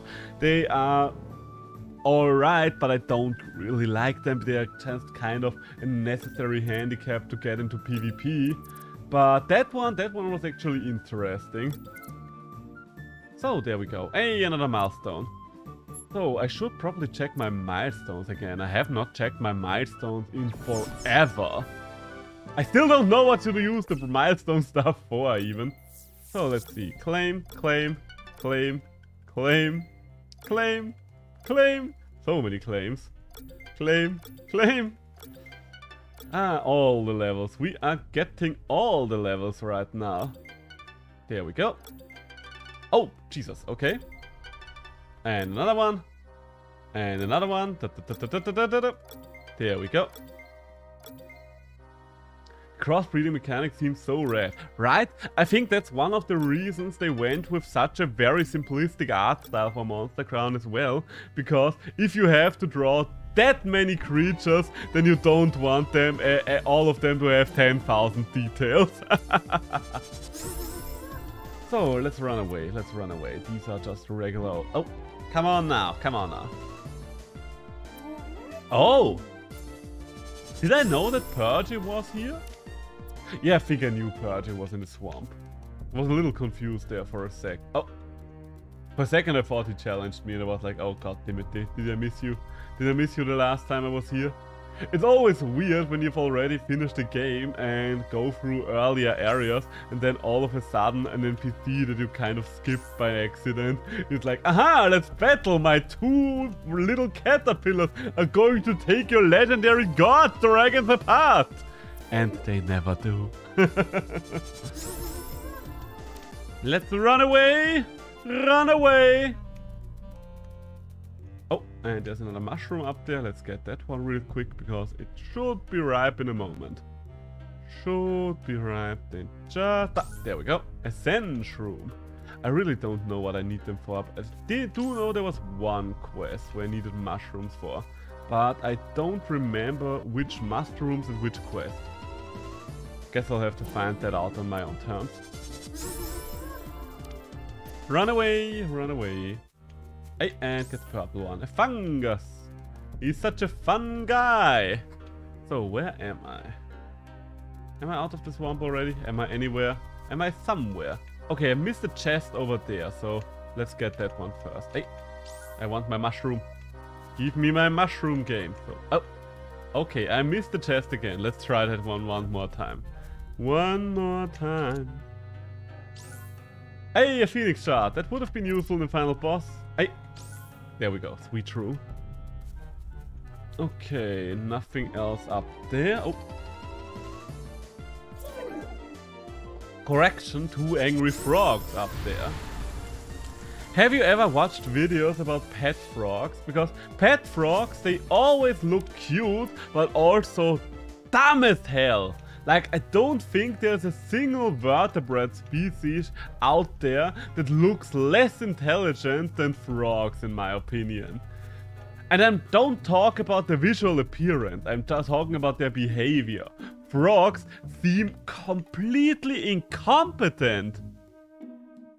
Oh, I'm currently trying to a potential P19 to P21 Dark Magic Militont. Been an hour so far. How long do you usually take on average to get a perfect one?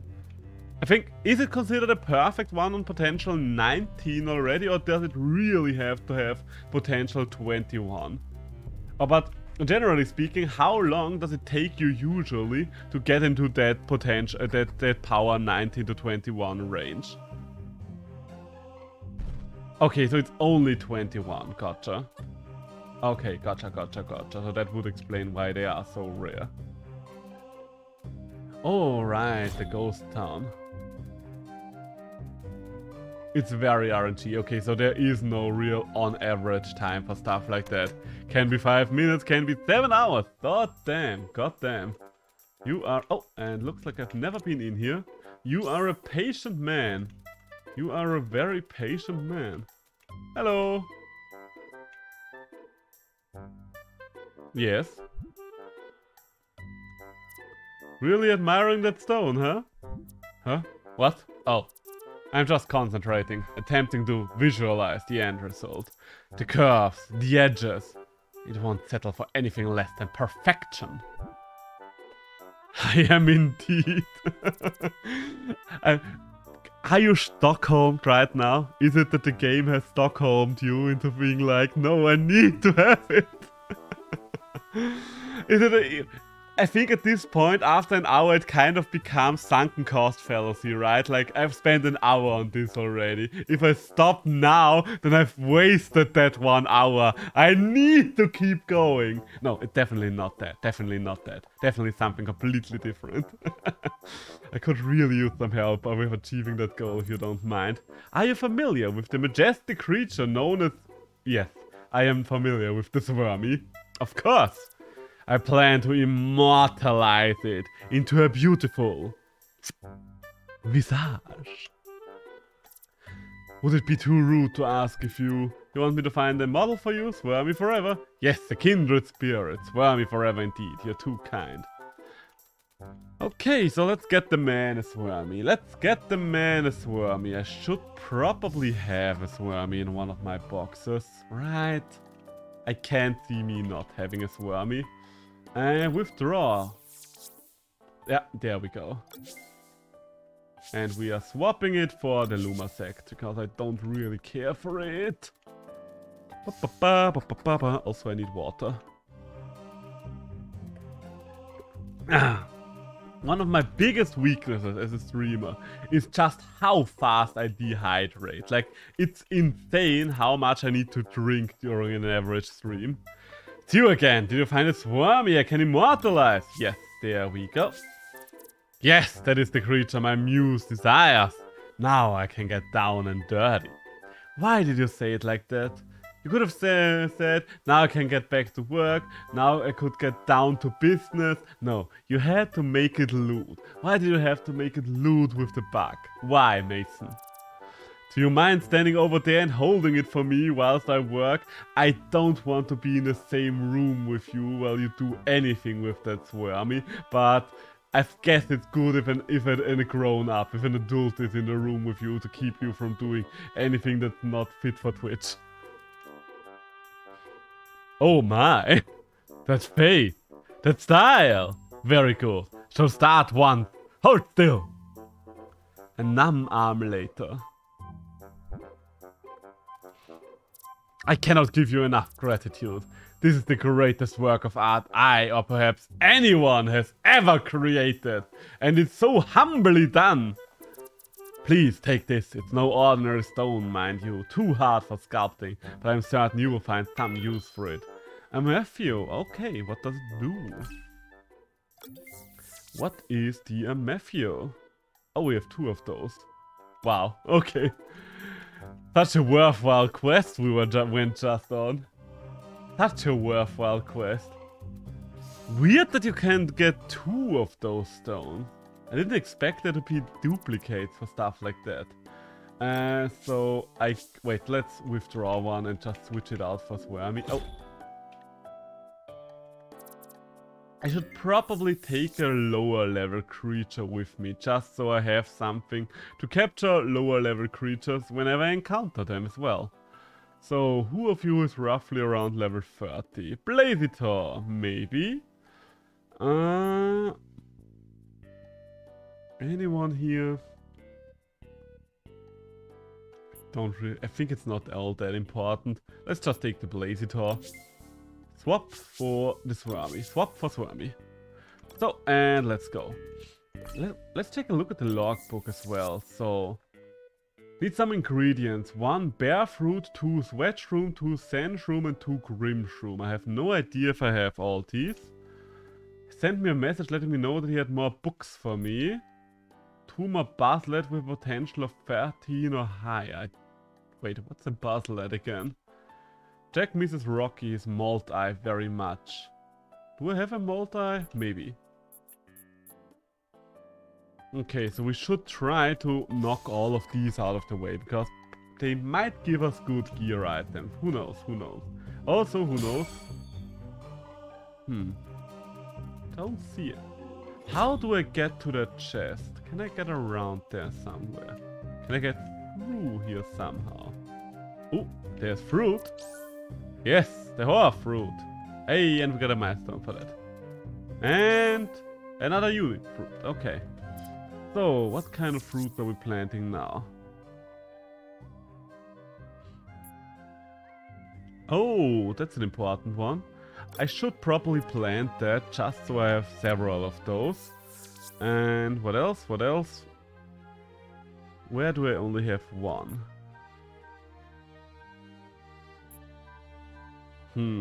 These don't seem too important if I'm completely honest. Oh, that might be good.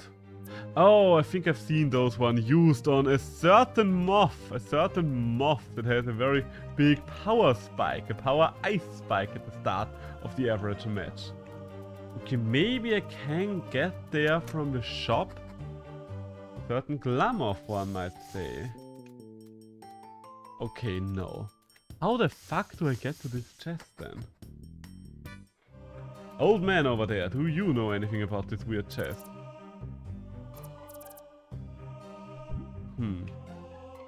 Nope, you don't.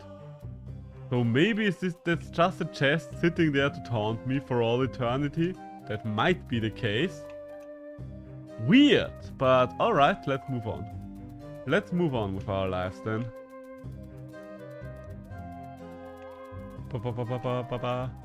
Here's another chest that Oh, wait, I do have my burn module. Maybe I just need to burn my way to victory. Yes, the burn module is the answer. Okay. 420, blaze it. So, where is it? Where is it? Down there, down there. Nobody's going to stop me from burning public property, apparently, but what can you do? I wouldn't try to stop the guy with the flamethrower either. So, oh, that's not what I wanted to do. I wanted to switch back to my scanner here. There we go. Do you have a quest or something? No, you don't. I should have probably talked to more NPCs when it came to quests and stuff like that, but we're doing it now. Better late than never, better late than never. I don't think there was anything left in the weird cult temple. Let's see if there's any reason for me to come back to this house. The Furclaw Manor. Yes. Ah, there's something down there. So that's at least one item. Hey, just a spinner. Just a spinner. To be honest, I don't think there will be anything too important that we can only find with this item. That would be very surprising. If they hit something like an actually equipable item like this. Hey, and there's the SP cake. Oh, is there something planted in here? Just planted, alright. I'm pretty sure it wasn't just planted. It was probably planted a while back. But yes. Oh, was it down here? No. Thought I saw something. Ah, it was up there. And a toxic scent. Okay, let's move on then. Let's move on. And one thing I do want to do today still is take a look at the wiki and plan for a competitive team, perhaps. Because now that we are through the game, I don't mind looking at the wiki anymore. Oh, there was something, wasn't there? Did I? Oh wait, there's a chest right there. A coupon! Ooh, it's a big coupon. If only there were 75% off coupons IRL. And the E%. But yeah, I don't quite know what kind of team I should be going for right. Oh, fancy. I should be going for right now. Weather is kind of something that I've been missing. So maybe I'll just do a weather team. Or I'm going to do something... Oh, nothing here. Or I'm going to do something just with creatures that I like and will work around them, like Slitherpin. Can I link a great resource? But of course, of course. Please do so, I would be very grateful. Okay, does not seem like there's anything else left in the little ghost town here. So let's keep moving, let's keep moving. Oh, okay, there is an item on this statue that's very well hidden, so maybe it is something actually useful. Okay, it's just an HP cake. I damaged the public property for just an HP cake. And a heal spinner. Has location, stats, moves, etc. Nice, nice, nice, nice. Thank you very much. Can you use it as a team builder as well? Because that would be very nice. So, let's move, let's move, let's move. And even if it doesn't, it will still do the trick.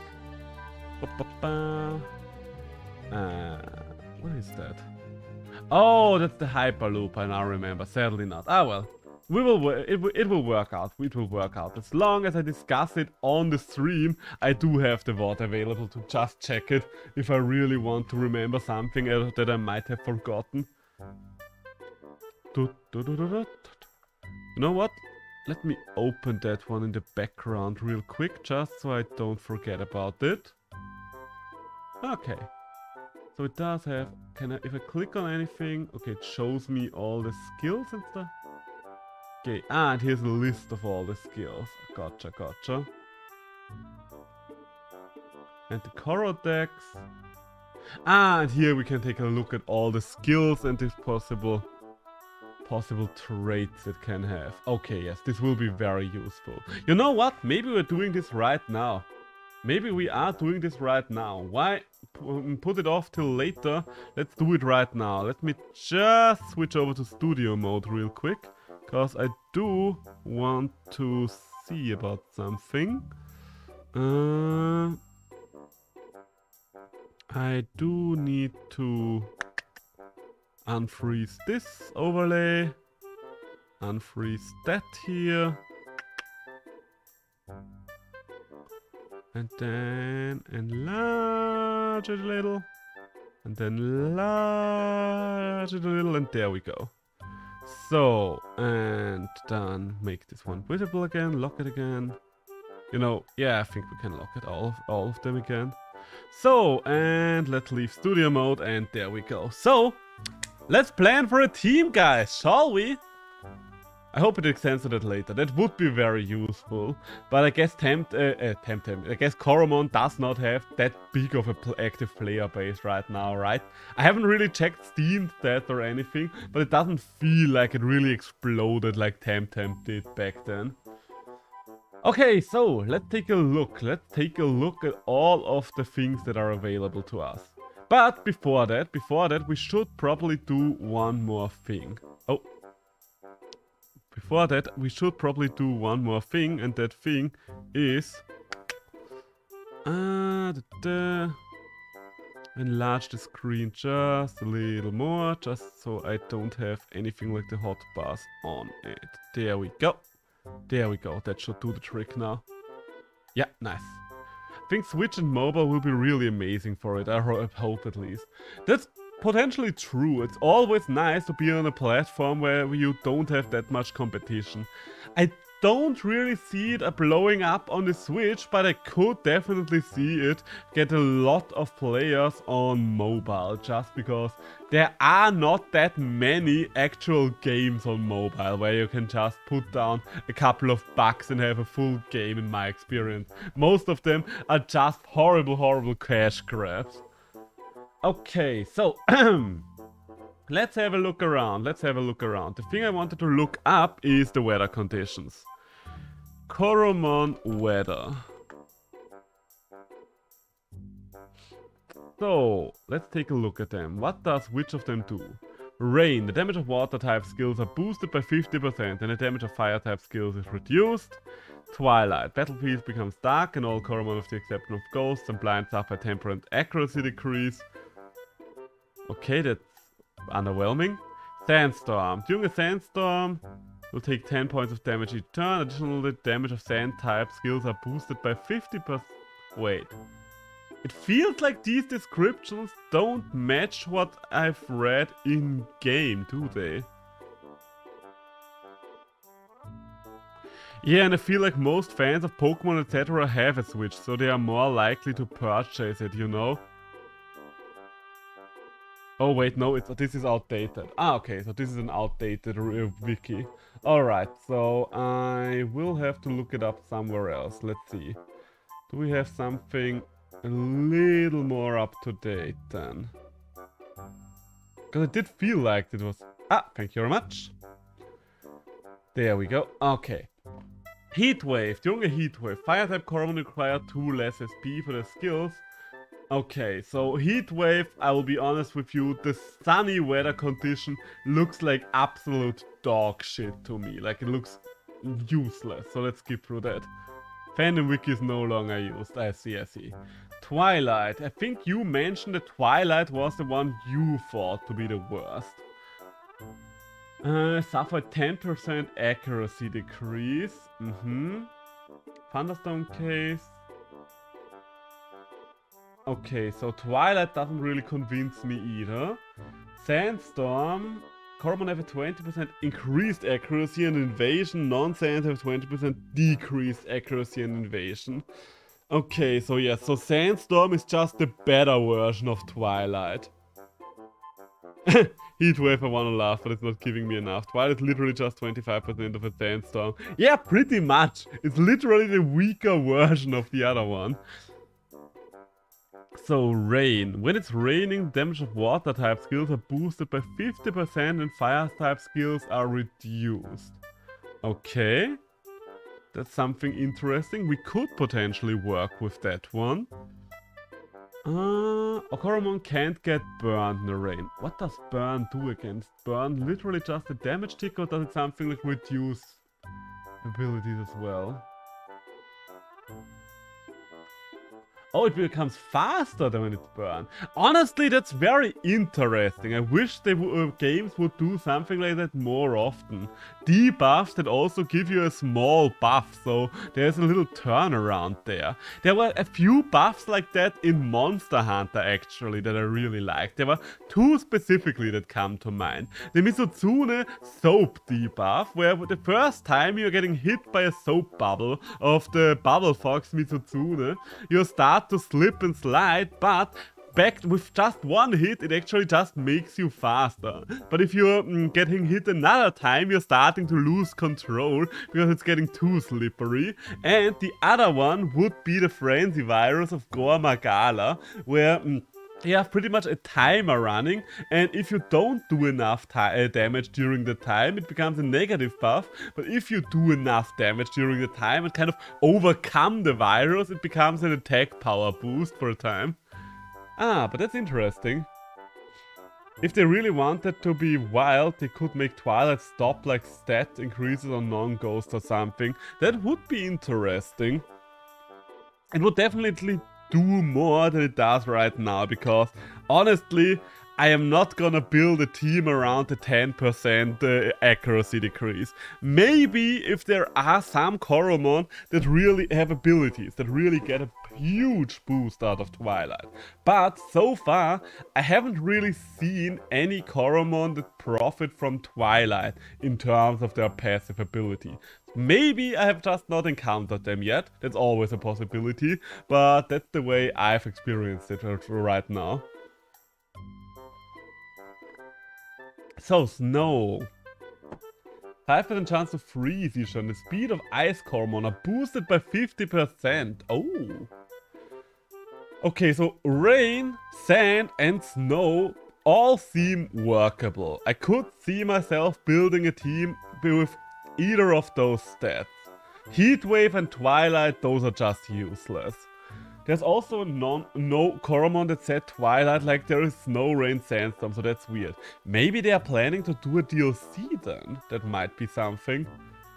Maybe something like a free update or something, because both Abomination and Monster Sanctuary and, in a sense, Temtem all added more creatures over a few patches over time. Yes, in Temtem's case it's because it's early access, but details. You get what I'm saying. So there's always hope that they maybe add a couple of more creatures with more abilities. In the beta, Lunar Pub line did have a trait that the Twilight but was removed. Oh, that's weird. Okay, so now that we've taken a look at this, I guess now it comes down to finding out who could profit from which of those traits how. So, what do we have here? Let's start with... Okay, let's reduce them down to water types, since water types are what is going to get something out of rain. So let's get rid of everything that's not a water type. Maybe that's a bad idea. Maybe there are things that are not water types that profit from rain as well. But I'll have to find. You know what? No. Let's look at everything as once, because I think otherwise I'm probably just gonna miss something and have to rethink everything now that I think about it. Which weather you feel like you wanna try? I'm not sure yet. I would like to check out the Coromon that can interact with those weather conditions first. Just to see how I could potentially profit from that. So let's just start by just checking out all of the passive traits, shall we? Stoic. After taking super effective damage, the Coromon's defense or special defense increased by 2 stages. Okay, no, that's not relevant. Lowering its attack is impossible. Clumsy power. Increases the user attack and special attack, but reduces accuracy.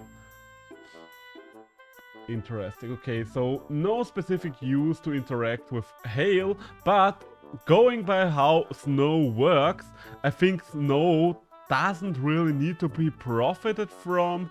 The speed boost, generally speaking, is just nice, I would say. Good, then we do have Volcadon. Fruit is healthy, restores 30% HP when consuming fruit. Good. Immune to critical hits. I think Vegetarian feels like a very strong trait for PvP. Because if you have one healing fruit on that thing already, getting 30% extra health out of this is pretty much a full heal almost. Steam during a heat wave. Okay, so you could get extra special defense during a heat wave. But that's not good enough. That's definitely not good enough. 50% additional HP and SP when consuming cakes. Okay, useless then. Feels at home in rain, increasing its speed. Ah, there we go. That's a useful skill. So Megalobite for a rain team is definitely something that we can think about, because it then gets increased speed and increased water damage. I don't know how good water creatures overall are, but let's put... Megalobite is definitely something we can think about. Then we have the Humby. Can cure from poison. Inner fire, they cannot be frozen. Might be useful on an actual ice team, just so we can have it out in the hailstorm and have more coverage without having to fear being frozen. Yes, the chance would only be 5%, but still, that is a 5% chance that it would kind of suck to get screwed over by that. Weak spot and attack with double crit chance. Okay, so the only one here that's interesting is Inner Fire. Then we have the Golbeak. I don't think I've ever seen Golbeak during my playthrough. Not affected by any weather effect, so that would be good for a hail team as well. Steal extra gold. Never fails to escape. Pep talk. Okay, so nothing too interesting here. Similar situation like with Humby. Only really useful on a hail team. The other weather conditions don't really affect it like at all, since we're not going for Heatwave or Twilight. So then there's my beloved Serpike. Ah, my good boy, the best boy. We have the Spiked Body, fair. We have the Molter. We do know both of these. What does Good Aim do? Crit damage is increased. That's just too unpredictable to really use it. And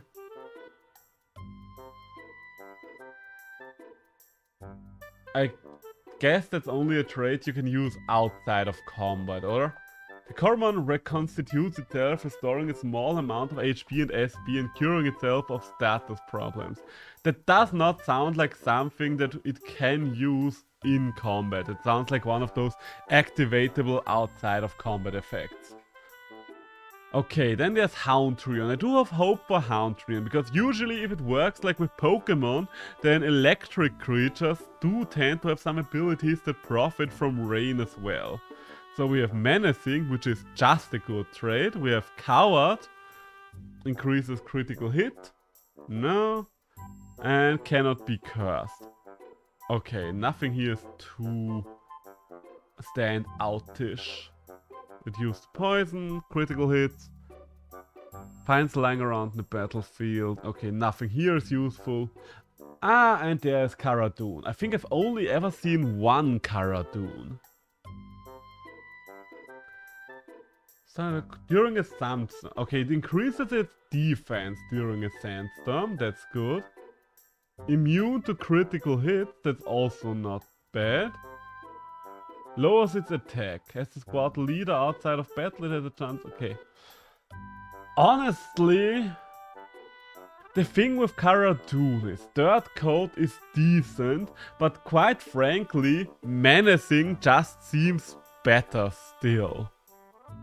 I don't know, it doesn't feel right to take anything over Menacing. It just feels like such a powerful trait. The one thing I could see here is it is a sand type, and any sand type does work in a sand team. It doesn't really have to profit in any additional ways. So we should definitely make a mental note of Karadoon, but it's not really wowing me too much. Then we have Toravolt. Gains more experience, which is nice, but not for PvP. Reduced physical damage, that's pretty strong. Oh, 20% extra damage from 2 more SP. That sounds insanely good. Honestly, I don't know why I wouldn't have this one as sellers. I think if you go for Toravolt, you definitely want to go for Celis. Unless, of course, you're doing something tanky, then it will be Scrapper. So Toravolt, I could definitely see happen. Doesn't have to be on a rain team or a weather team in general, but that's just very powerful. Then we have the Ash Clops Radiator. Nope, uninteresting. Very gullible and every stat change is doubled. That's a fun ability. That's a very interesting ability. Can this thing buff itself? I don't know if it buffs itself, but if that thing is able to buff itself, that would be insanely powerful. I wish I could hover over those and be told what they do, but alas, it shall not be. Then we have Yuka Claw, which humidifier, so it is a weather starter. So if we are going for a rain team, this is definitely a Coromon we have to put on the team. Even without a rain team though, it's not too bad, just because being able to start rain as a water type just means you have a bit of damage boost for yourself. So no reason not to go for that one. So then we have the Darktera, another sand type. Are you going to be useful during a sandstorm? Vigilant, increasing its speed and accuracy. Okay, lucky. 25% increased crit chance, alright. And immune to being trapped. Okay, so several decent abilities here. Then none of these are really good. No, okay, Lunar Clap Up, or rather Ecliptor. I've heard that you are one of the most dominant creatures right now. And you are menacing, so you're nothing too special. Then we have the Snowman here. Coromon rebuilds itself using snow, restoring 5% HP after every round when snow is falling. Okay, that sounds already pretty cool. Freeze the attacker. Doesn't have to be. Okay, so Cry Beast is definitely in the running if we're going for Hail. Then we have... Oh! I've never seen the first evolution of the Pyro Chick line. I didn't even know there was something before Pyro Chick, that the first evolution is literally an egg. Interesting. So, the Phoenix does have Rebirth. Oh my god, that's wonderful. Upon fainting, the Coromon will be reborn as Bren. After 3 battles, Bren will hatch. It's a trait-only evolution. What the fuck? This is so dumb, but I kind of love it. I low-key kind of love it. I don't know. Does it start from level 0 then, or how the heck does that work? Soothing Aura. Okay, we do know Soothing Aura and Afterburn. Yeah, that's not really all that great. Then we have you here, Clear Skies. Oh! Clear the skies and return the weather to normal and prevent it from changing again. Interesting. I'm actually not too sure. Fair enough. It would suck if you trained that thing up, then it dies once and you're back to level 0. Oh my god. How does that work for a Nuzlocke, I wonder? How does the Infinix count for a Nuzlocke? Ah. Okay, so this is an anti-weather Coromon, but not really weather. Then there's the Chiraptor. So the Chiraptor is definitely, if we're going for Sandstorm on the team, just because of that attack stat. I mean, look at that attack stat. Can we see the attack stat somewhere here? Where is my attack stat?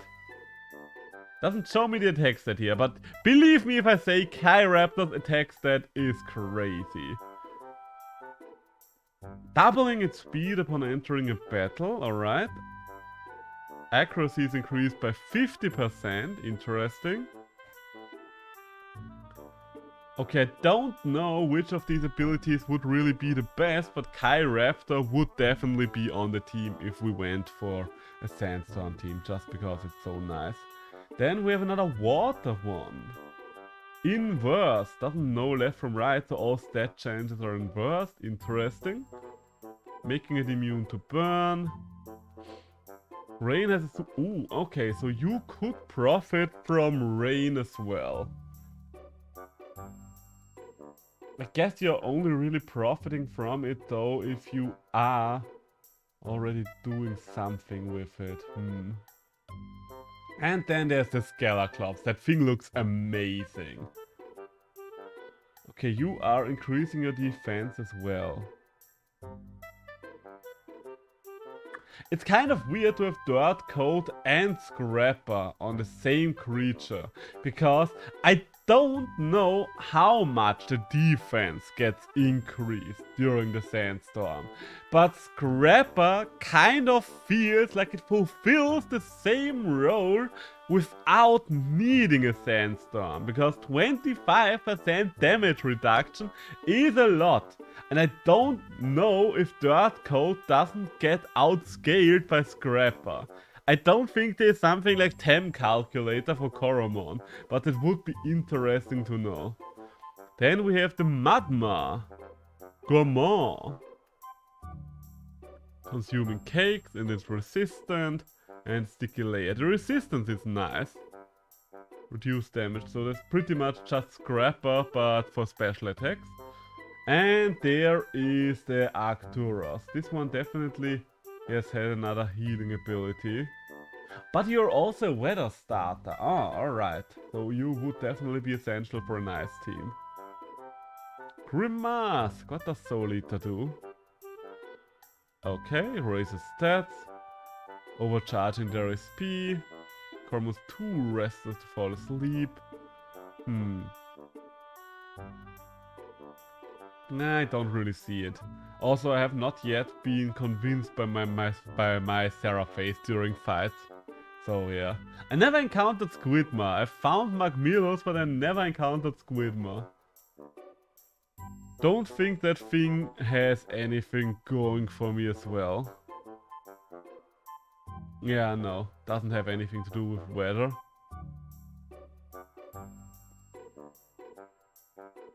Blocking Twilight. Don't you worry about that, Lumasec. There's no reason to block out Twilight. I have not seen any reason to fear the Twilight yet.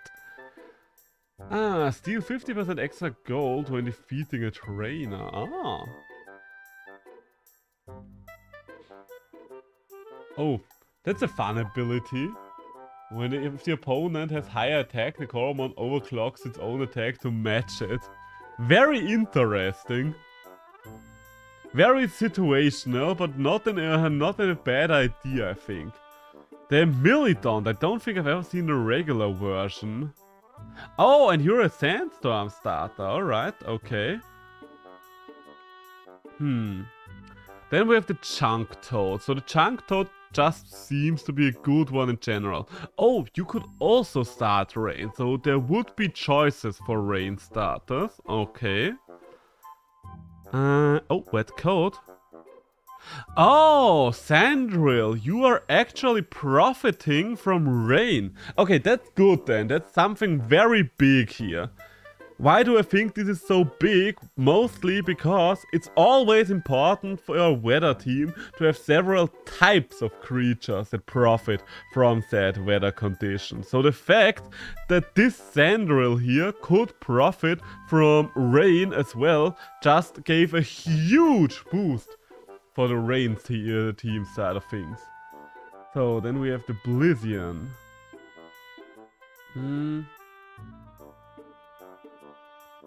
Okay, unimpeded in snow increasing its invasion. So I would assume that's going to affect it during a snowstorm. Or then intelligent. Wait. Okay, that's kind of confusing. On one hand, it has 15% extra evasion. Okay, only when battling wild Coromon. The other one's here.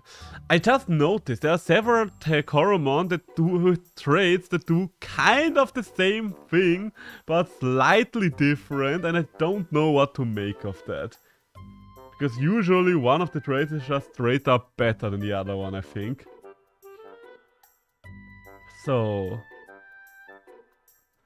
the Purgast seems nice. Building a Purgast tanky with tactical retreat seems to like just a very nice tank unit.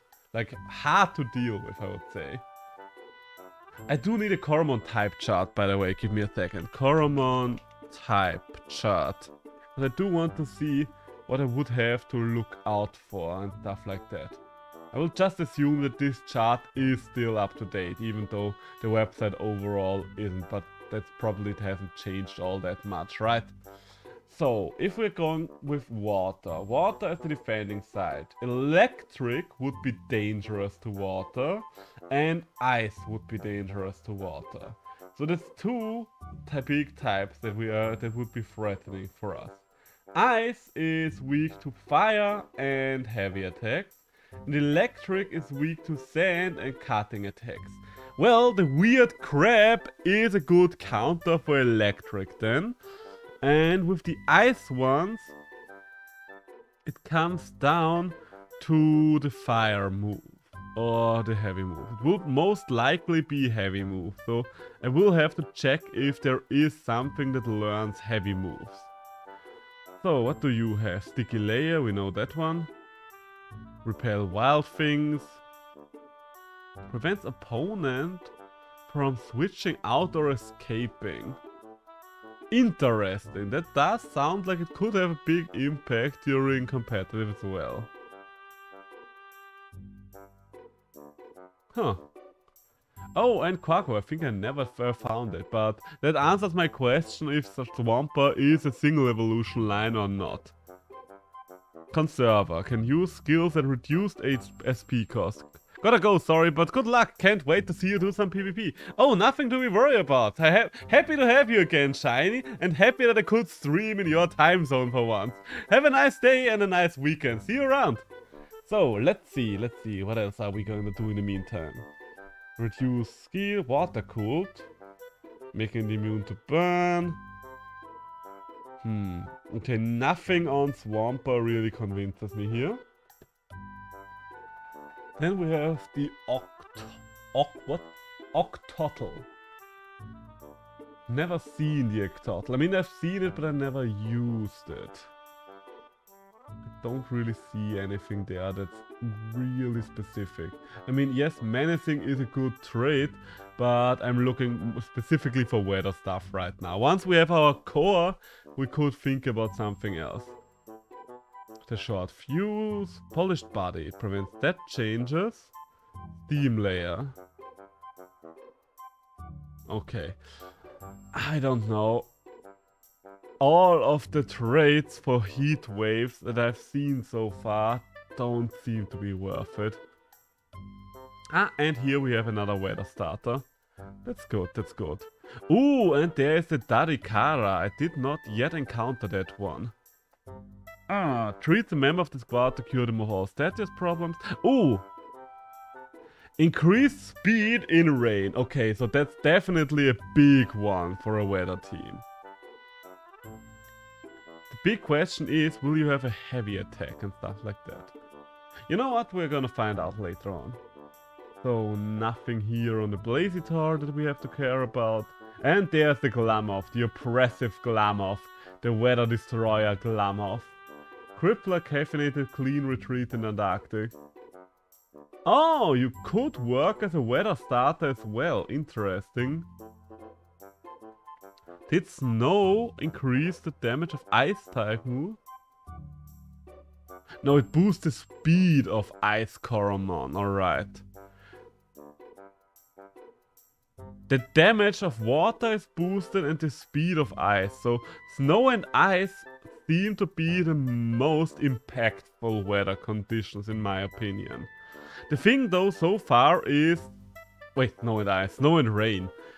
The thing though is rain right now seems to be a little more versatile in my opinion. The Orochi, what do you have? Clean retreat. Hardhead. Doesn't suffer recoil damage. Oh, that's why Head Bash is so good on you, I get it. Care of a member of the team. Uka Claw, why are you here again? Or is that because there is a cursed version of you? Is that a dark magic one?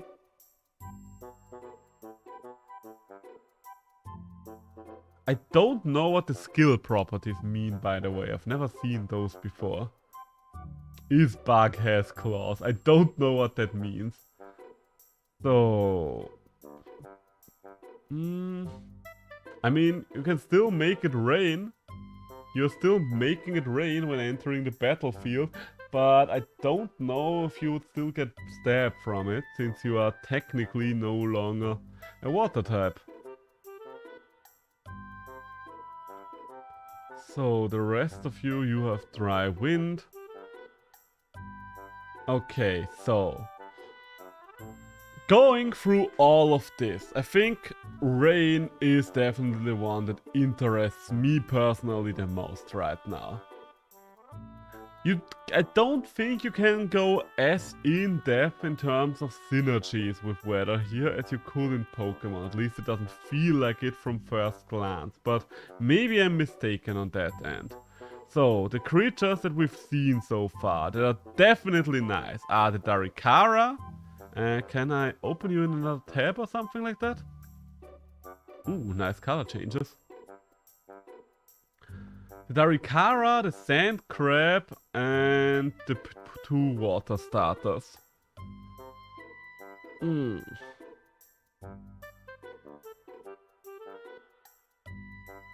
I want both weather starters, or would I just want one? Is the big question here.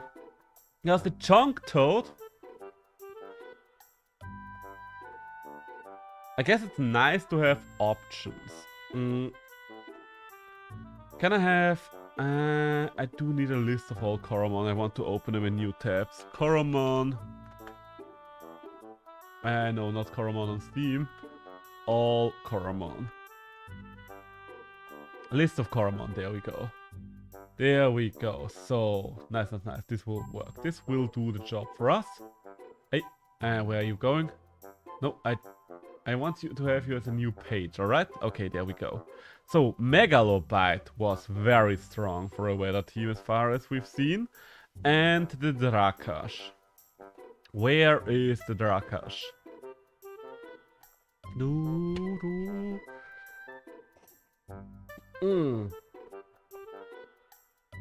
Glamoff would be a nightmare to deal with that team though. I do have to say that, because Glamoff... I mean, we should probably check if Megalobite has something like heavy moves. Are you a special attacker? Wait. Oh, your special attack actually seems to be a little higher. Interesting. So, okay, this is just so... Okay, let's see if we can get a better wiki. Because the fandom wiki is kind of useless. Is this official Coromon wiki here better? Maybe. Let's hope. So, it was Megalobite that we've seen that was useful. Then there was... Yuka Claw. Then we have... Jelliquat, you didn't really do all that much, so I don't care too much. Magmillos, Lumasect, no, none of you. Chunk Toad, there we go. Blizzian would be nice for an ice team, but ice does not seem as flexible. Darikara. And am I still missing someone, or are those all of them? Oh yes, the crab. The Sandrill, there we go. Okay, so... Oh, it looked like perfected. Okay, standard and potent does not look all that different there. How does Chunk Toad look? Ah. Honestly, I like the potent version the most, with the purple fire on his back. But, okay, so... Okay, we've checked these things out. We have checked these things out. So... Yeah, what else is there to do? What else is there to do? Well, first things first is we should... Wait, uncatchable? Oh wait, yeah, because we can't catch the final evolution, but we can get there if we're just getting it up to speed.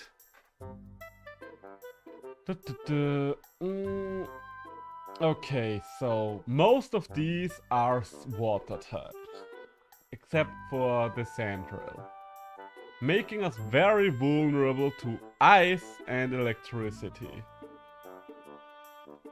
Electricity we have a counter for, ice we don't. Where are the types again? Where is... No, not the there we go. Ice was vulnerable to fire and heavy. We would have to use heavy though, because let's be honest, we are weakening our own fire repertoire if we added fire things, and then, yeah, you know what I mean. We're setting up rain here. So, let's see, I just want to see heavy users. Nothing but heavy... Oh. Okay, maybe I need to look somewhere else. Why can you even limit them to heavy if that's not something you can show? I thought it would really just show me the skills there. Okay, yeah, okay, let's go here. Let's just go for skills. There we go, there we go. I just want to see the heavy skills. Show me all the heavy skills and I will be happy. Okay, so there are a couple. Smackdown, Head Crash, Body Blast and Head Bash. Head Bash is the strongest physical one. Gets recoil damage though. I should check one thing though, just to make sure. It's important to know we are not efficient against electricity, ice and other water creatures. So other water creatures might be something we have to consider as well. Okay. So it's not just electricity and ice we need to worry about. Okay, back to the tracker. Head Bash, Smackdown. Deliver the pain to the target. The higher the target's HP, the more powerful the Smackdown will be. Too situational to be really reliable. User crashes recklessly into the target with its head, dealing great damage. The user suffers 30% recoil. Okay, that's a lot of recoil, and also, I mean, more base power, but also less accurate, so I don't really like Head Crash. And Body Blast. Okay, that one at least doesn't have recoil. So Head Bash and Body Blast are the ones that would interest me the most. So let's see.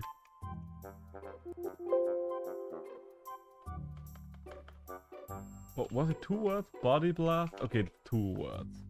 Okay, so we do have a fire one here that has it. The Armadillo line has it as well. Oh, Uka Claw has it. Okay, that would be very useful then.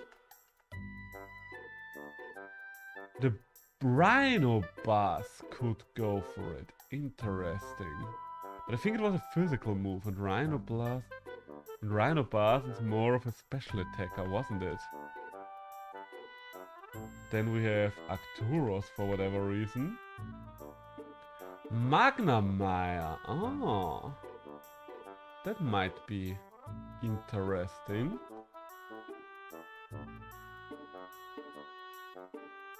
I would honestly consider Magnamire, because as an electric creature it would also be a nice counter to some other things.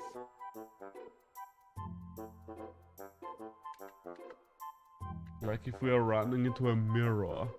Okay, then Head Bash. Okay, so Yuka Claw learned several heavy moves, so I think Yuka Claw kind of established itself as a must-have. Then Atlantern would have Head Bash as well. And Atlantern has the ability where it would not take any recoil damage, which is also nice. I don't know if I really want to rely on Yuka Claw here against ice. Hard to say.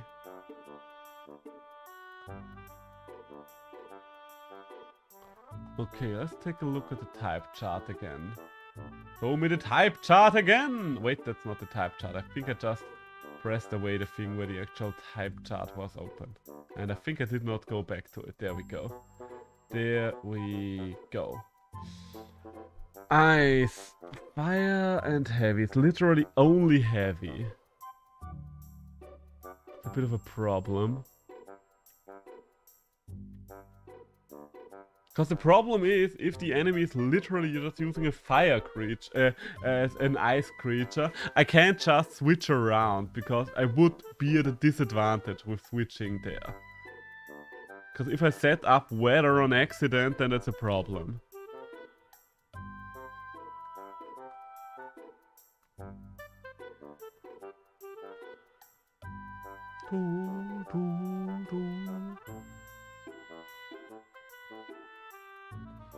I think the main thing I need to think about right now would be Glamoth. Can I kill Glamoth? Can I outspeed Glamoth? The cool thing about this is, if they both come out on the field, Yuka Claw would be slower, for sure. So it would definitely set up the rain afterwards. Hard to say, hard to say.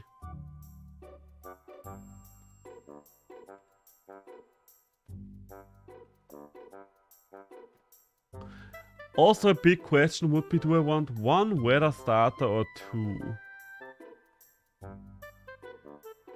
Ice is the thing I think about the most right now, mostly because I already have an answer for electricity. I haven't really checked for cutting attacks yet, but there will probably be another easy answer there as well. You know what, let's take a look at cutting as well, because it's always nice to have additional answers. Go to the skills, and you know what, can I... There we go. Cutting. Cat Scratch, Lacerate, Scratch, Deep Cut, Double Slash, Claw, and Feather Fury. Which of these is what I want? Feather Fury is alright. Here, Feather Fury is the best here. Lacerate or Feather Fury. We do know who uses Lacerate. That would be a good creature in general to have against electric. That would be our big Cryoraptor. And that he's just a strong guy.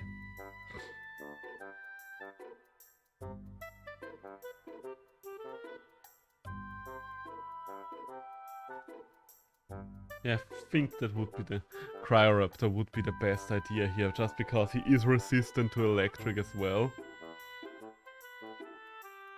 Okay, so let's just toss Cryoraptor into the team as well. It feels like he will be a good addition to the mix no matter what. Where is the Cryoraptor? Where are you hiding, Cryoraptor?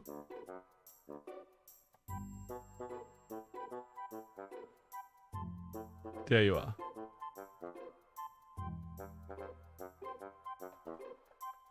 So, Megalobite, what could you do for me? How do you recall? Oh, I really like the potent version. It kind of looks like an orca there. Okay.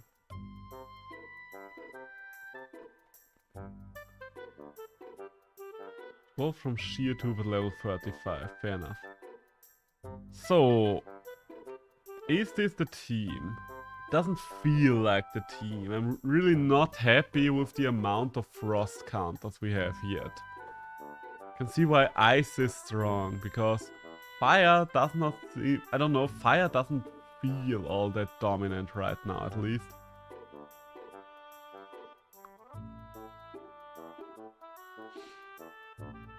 So what were the other options for heavy?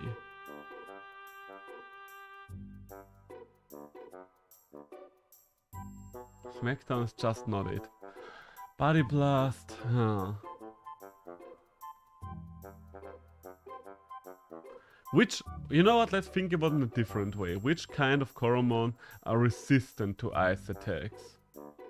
Fire and other ice creatures.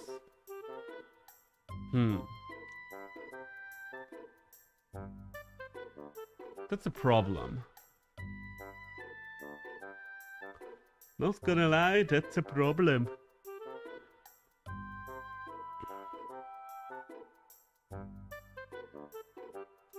Sorry if I'm a little quiet right now, I need to think about a lot of things here.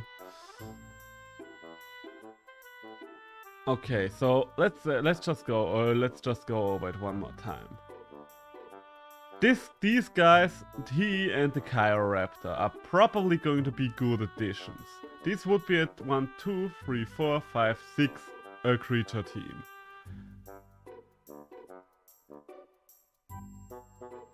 Maybe we should just try and go collect all of these and then we are gonna see.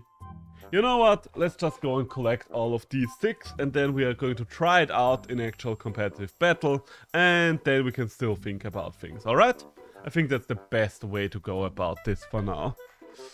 So, with that in mind, let's switch back to Coromon, shall we? I think we've skedaddled for long enough. So let's start. Oh, also, let's see. Boop, boop. Aha! That's one of the big advantages of my zoom in thing. I can always just reset back to my old screen. Okay, so let's take a look at the world. Where are we going to get all the creatures we are looking for? There are 2 of them down here. I guess I should try to find them in the level highest area, right? Otherwise, I'm just going to stretch this out needlessly. Like here in Ixkun. We could catch the little shark in Ixkun. I haven't found the little shark yet. So, let me hide that for a moment again. Oh, wait, I'm hiding the wrong thing. Why am... Ah, now I see what the problem is. There we go, there we go. So, where is the little shark? Where can we find the little shark? I want to find the little shark. Corodex. No, the finder. Coromon name. Oh, do you think I remember the names? Who do you think I am? Nibelgar, that's the name. Nibelgar.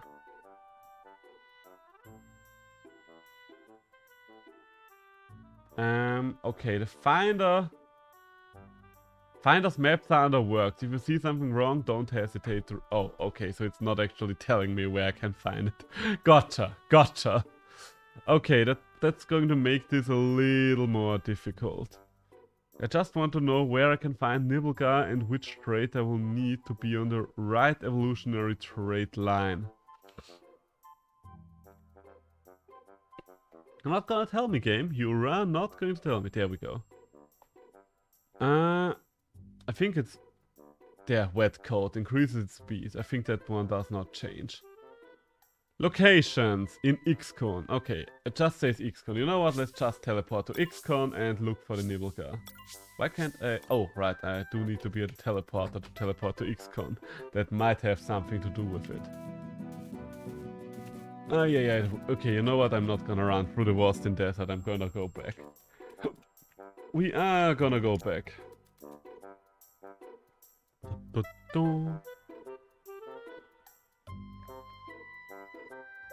Ah, that's good. That's the good shit. Okay, so let's teleport to XCon and then look for the shark.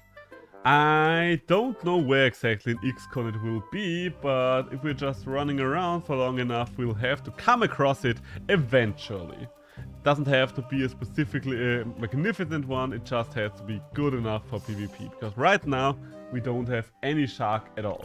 Is my team alright? Yes, my team is alright, so let's move out. XCon!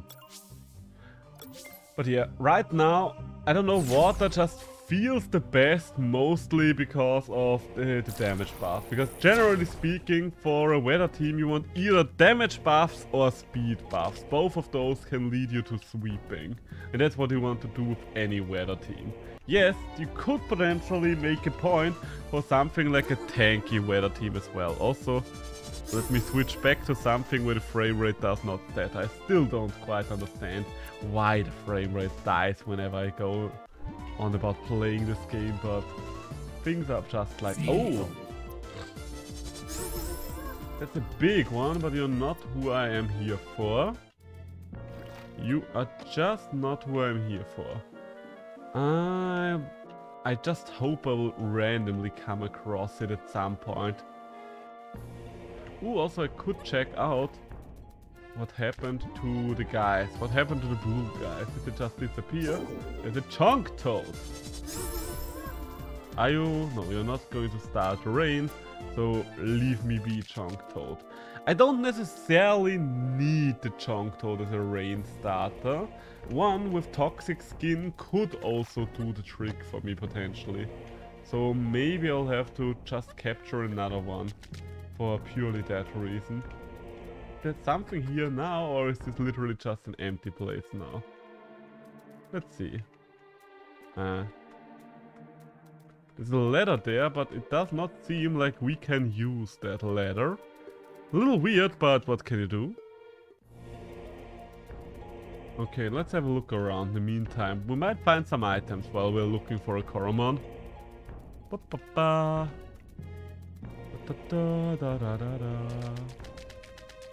Nibble Snuff, Nibblegarf, whatever thy name is, please show thyself to me.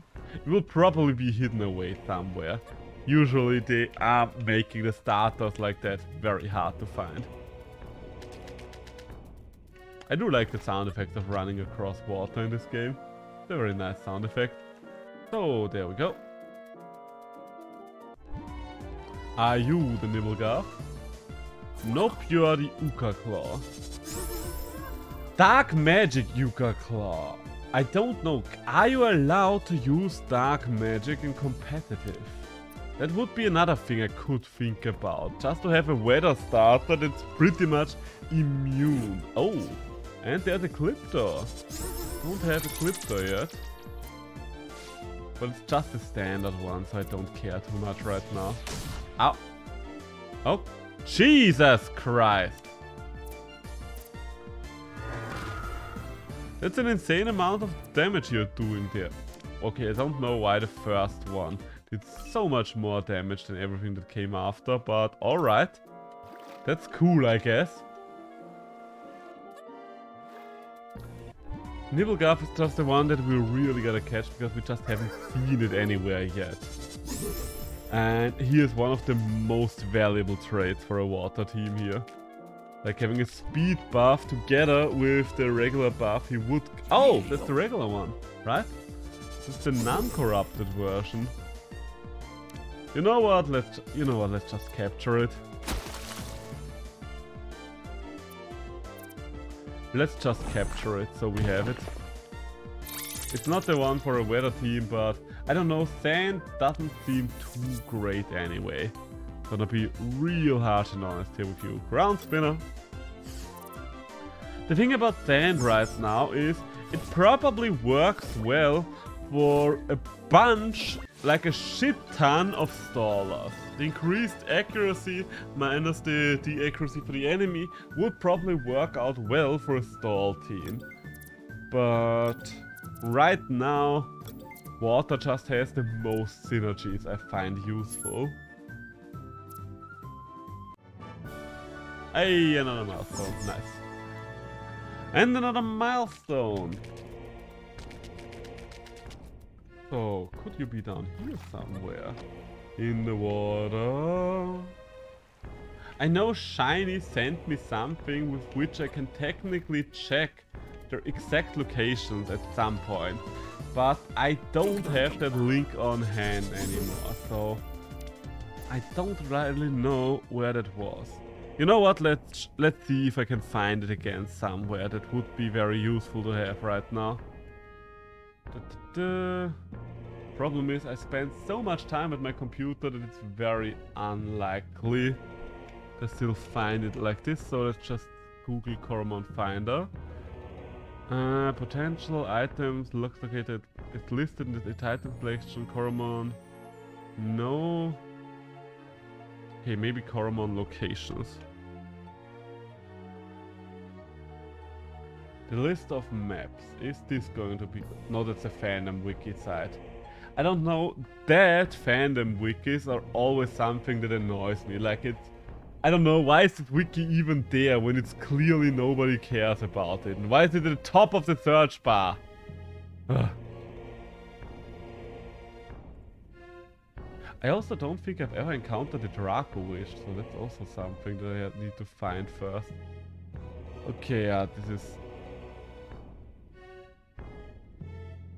a little bit of a problem. Oh! Okay, I guess we'll just have to run around then.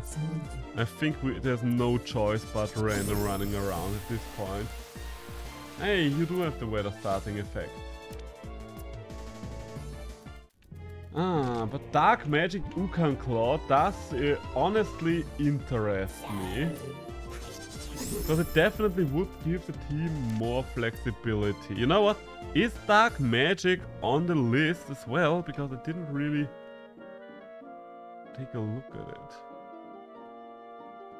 Where is the type? Where is the type chart? Are you here? God damn it, where did I put that bloody type chart? Weather, conditions, types, there we go. Dark Magic is not on a list here. Dark Magic Lumon, what does... Okay, wait, no, that's just the fandom page again. Dark Magic Actor, how to find legendary Dark Magic Ping, perfect Dark Magic Mon. Okay, I don't think this is gonna tell me anything of value here. Okay, guess I'll have to ask Shiny on his next stream then. But if we can find one of those Ukan claws in the Dark Magic version, that might be something that we should consider, like a Chunkto. It wouldn't profit as much from the weather change, but it should be a very safe weather starter then. And we'll see about that. Oh, there's a chest up there that we have not opened yet. Oh, a Goldbeak. So here is where we can encounter the Goldbeak. And special defense cake.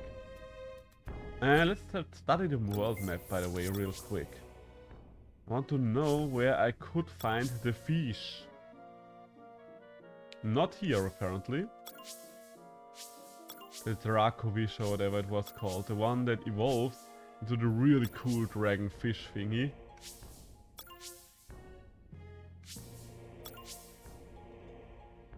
I don't see it anywhere right now. Oh, is that it? I think that might be it. Down in the desert, interesting. Literally the only place where you can encounter it. Apparently. Because I'm pretty sure if it was down there somewhere, I would have seen it. Alright, I guess we'll have to go to the desert for a fish then. Weird, but alright. So, so we would have 2 weather set uppers, we would have 2 sweepers, and we would have 2 counters. Ice, still a problem as I already mentioned, but what can you do? Will be a big problem depending on how dominant Glamok really is. But first things first, we do need all the creatures anyway. The music here is still weirdly oppressing, considering that the big threat is already disappeared and we are pretty much just running around. Hey, double Chiraptor. I should probably capture both of these.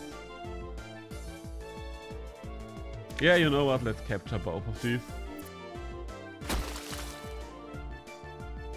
Okay, you are surviving this one quite easily, to be honest. Very intimidating, you are very intimidating there, Chiraptor. Oh god, but awakening its potential when it's this level high will take... Do I need to awaken its potential for PvP? Maybe I don't need to awaken its potential after all. And Borealis is dead. Oh god, will I have to recall? I might have to recall.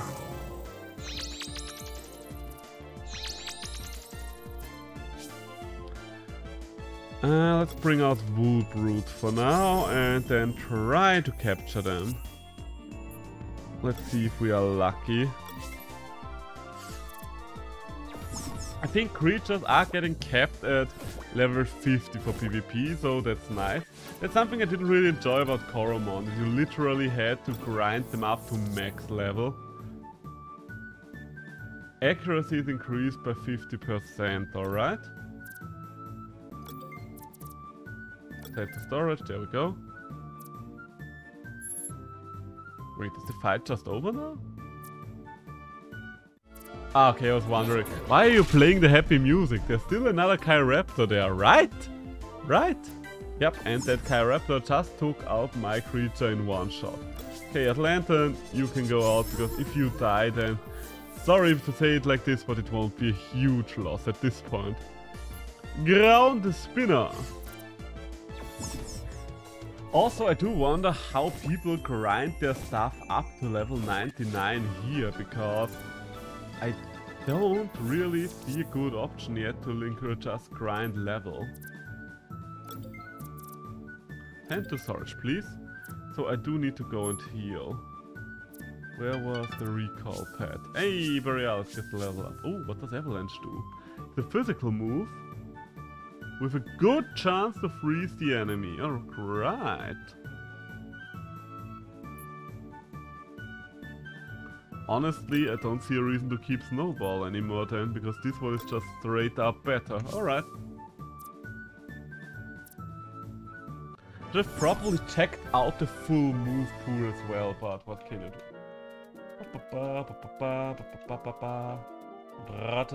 Oh, there we go.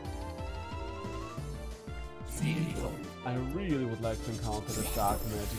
Wait, does the dark magic one even have humidifier? I don't know that. I don't know that. I might know that if I look it up, but I don't know for sure. Coromon Wiki. What kind of abilities have you here? It does have humidifier. So Yucca Claw with humidifier as a dark type would be... Or, wait, no, that's the regular one. I'm looking at the regular one as a perfect, that's why I was confused about the color there. Okay, give me a second, let's scroll down. It would be... There, Dark Magic Yuka Claw. Does it have anything? Yes, it still has Humidifier.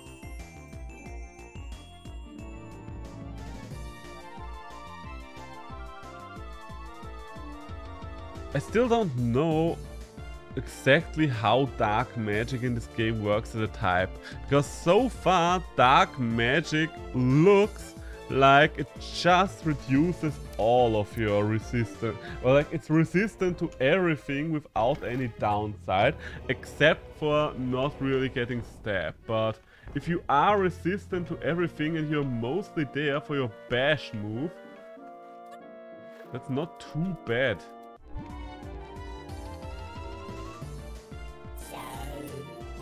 Because then it would really work as a counter for ice creatures. Could you not drain me, please, Sir Pike? Like, could you not? Could you not? Have you considered not doing that? But I do like the idea of the Dark Magic Yuka Claw. I like it a lot. Especially if I have Chunk Toad as well, so I do have two very distinct starting options for Humidifier. One of which relies on actually having a creature that uses the weather to its advantage, and the other one doesn't really do too much with the weather. Hey, there's the Dark Magic Yuka Claw. The big question is... And it has Humidifier. Okay, you are coming with me. You are coming with me. Maybe not via Chiraptor, but that still does not mean that you are not coming with me. Oh, I only just noticed how utterly destroyed my team is already. Poison Jump. Critical hit. Not very effective, and... No! Come on. You have an epiphany, very fair. If you're a physical attacker, which you seem to be, then Epiphany is actually a pretty decent move for you as well, considering that nothing can hit you efficiently. I wonder, do these things have shiny versions as well? Or rather, potent versions, I guess. And another Poison Jump!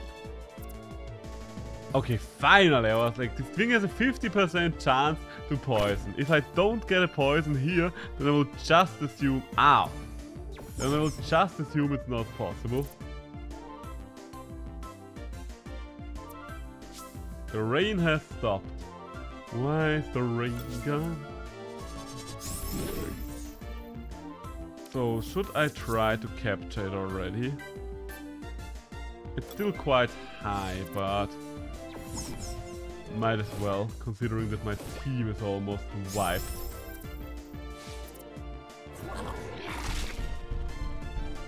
I think that's a one-shot kill, isn't it? The Death Grip. Yeah, there we go. I might actually have to use my last Phoenix item. Where is it? I did have one Phoenix shard that I randomly picked up, and I am going to use it for Borealis. Because I really would like to have this Yuka Claw.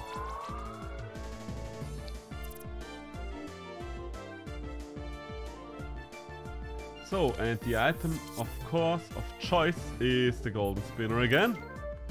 Maybe I should have saved this last Golden Spinner for when it's a little lower, but... Shit. Shit, shit, shit.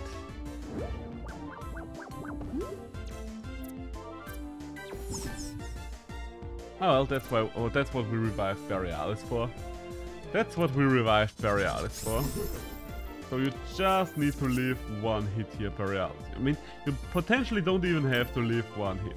But I'm not going to use one of my Platinum Spinners on a basic Dark Yuka Claw. You might be special to me, but you're not that special. Oh no. Well, we are defeated. Shit! Well, so much for that.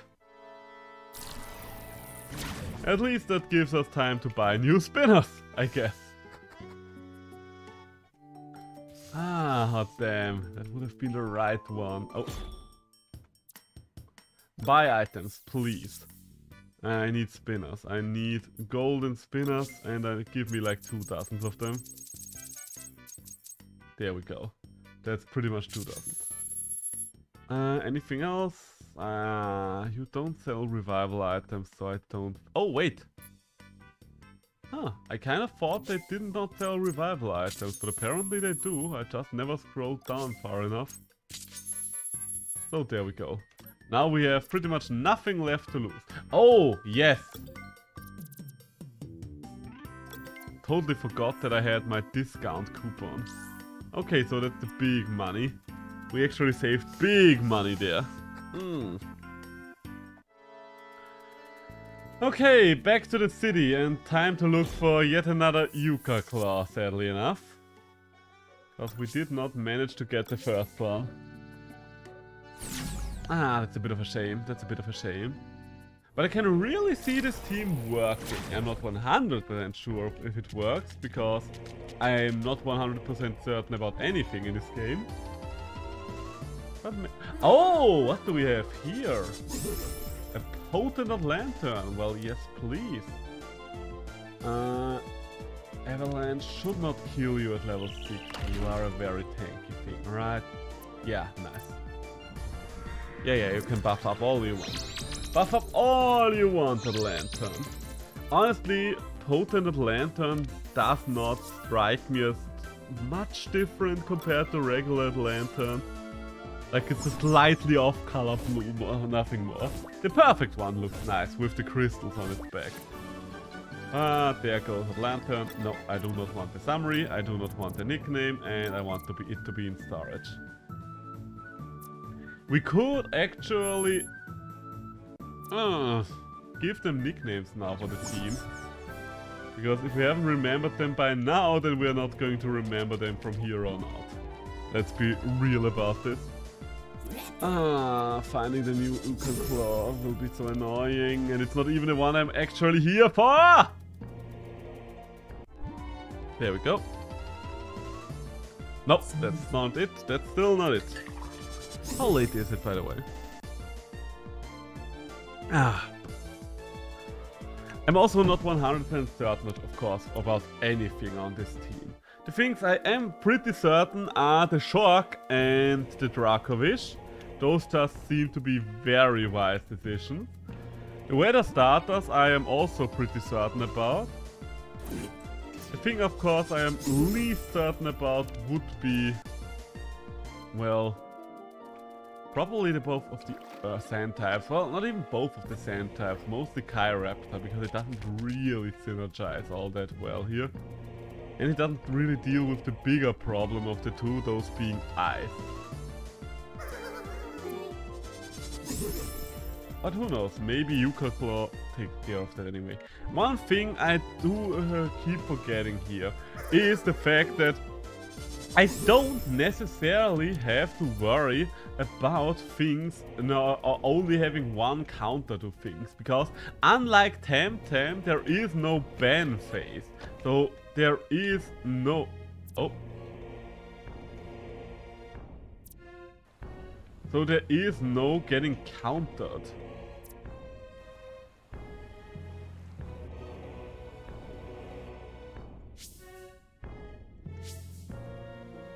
I mean, of course you can still get countered, but the way you get counters is a way where, as long as you have one temp at Coromon, that will be enough technically.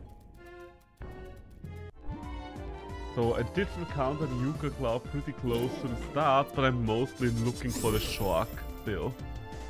I really should have bookmarked that website that Shiny has sent me back then. On my Tiger stream. I'm not going to look for that right now. I'm potentially going to look for that website once I am not streaming anymore, but that would that involves me going through one of my old VODs, and I'm not going to be a reactionary streamer that watches his old content on his live shows. That would be very cringe. Or maybe that's the future of content creation. Double dipping on your own content, that might be something.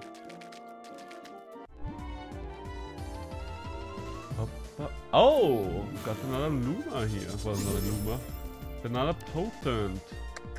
Avalanche time! Okay, so one avalanche does decent damage. Okay, the water splash should still be okay, right? Even if we kill it, we still... we do have that thing already in a way, so it would not be too bad. This though, this is kind of bad. Let's send out the Blazitor mostly because I do not care about it. There we go. Gold spinner, please. And a 1, and 2, and a 3. There we go.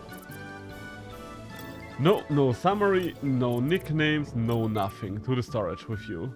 Into my storage unit with you.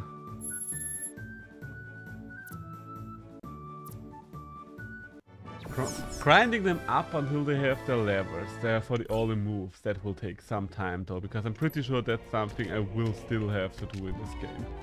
Also I should probably keep close to the starting area. Also can you... No, you're not a weather starter, Chunk Toad, so I don't care. If you would have been able to start the weather there, then that would have been an entirely different story. You wouldn't even believe how fast I would have caught you then. But as it stands, you're just a chunky toad, like the one I already have. Oh, and another lantern. Another potent lantern. Ah, sure. Wait, permafrost and instant kill, isn't it? Oh, it's not an instant kill. Alright, that's okay then. So we can still capture it.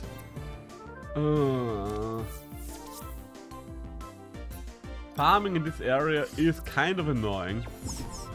Just because of the fact that everything is so level high here. Will probably be nice once I grind up XP and the lantern is done.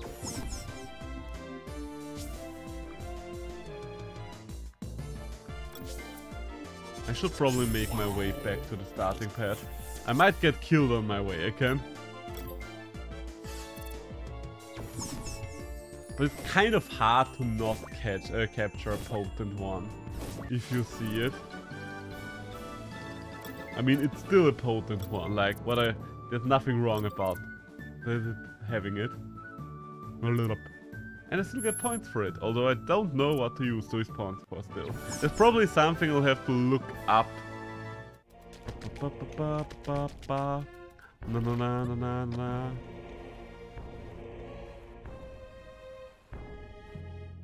Come on now. So... we still have not found the little shark yet. Honestly, at this point right now, I'm much more worried about Yukon Claw. I mean, that's not entirely correct, but Yukon Claw is fresh on my mind just because we failed it. Oh, Raptor, you're just gonna get killed. You know what I'm going to...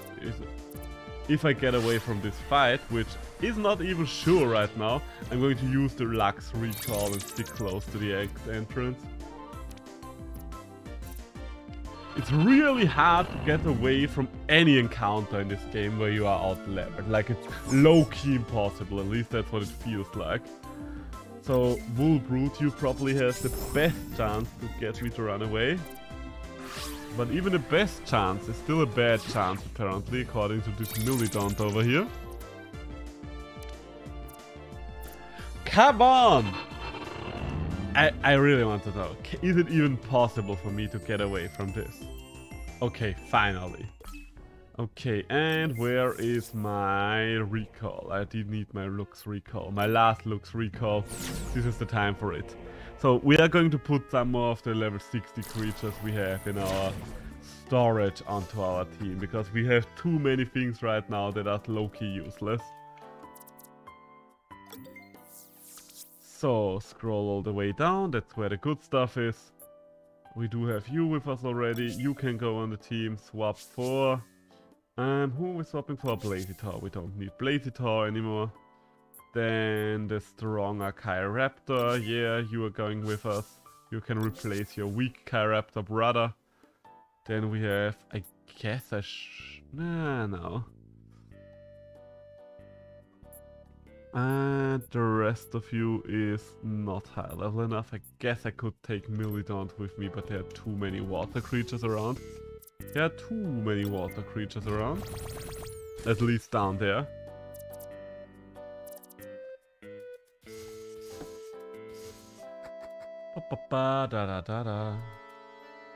Honestly, all things considered, I think I'm going to wrap it up here. We've hit the 3-hour mark. It's a little bit on a shorter stream, but I think most of the things I still want to do today would not be so interesting to watch, because we are just going to try to capture these creatures, so it will be mostly the same gameplay for a while now.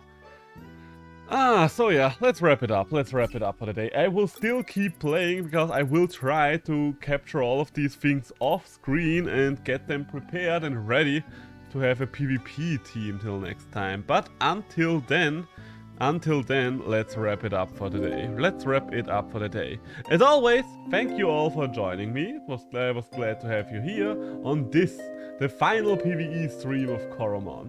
So, let's look for someone we can potentially raid, shall we? Is there anyone in my following section right now that is streaming Coromon? No. Oh, but Neanomancer is live and he's streaming Final Fantasy. Usually I try to raid people that stream the same game as I do, but I wanted to raid Neanomancer for a while now. So let's do just that. So I will hopefully see you again soon, and hopefully for a PvP stream, but maybe something else like like Bloodborne or so as well. I don't know yet, just watch out for that. And until then, bye bye, have a nice weekend.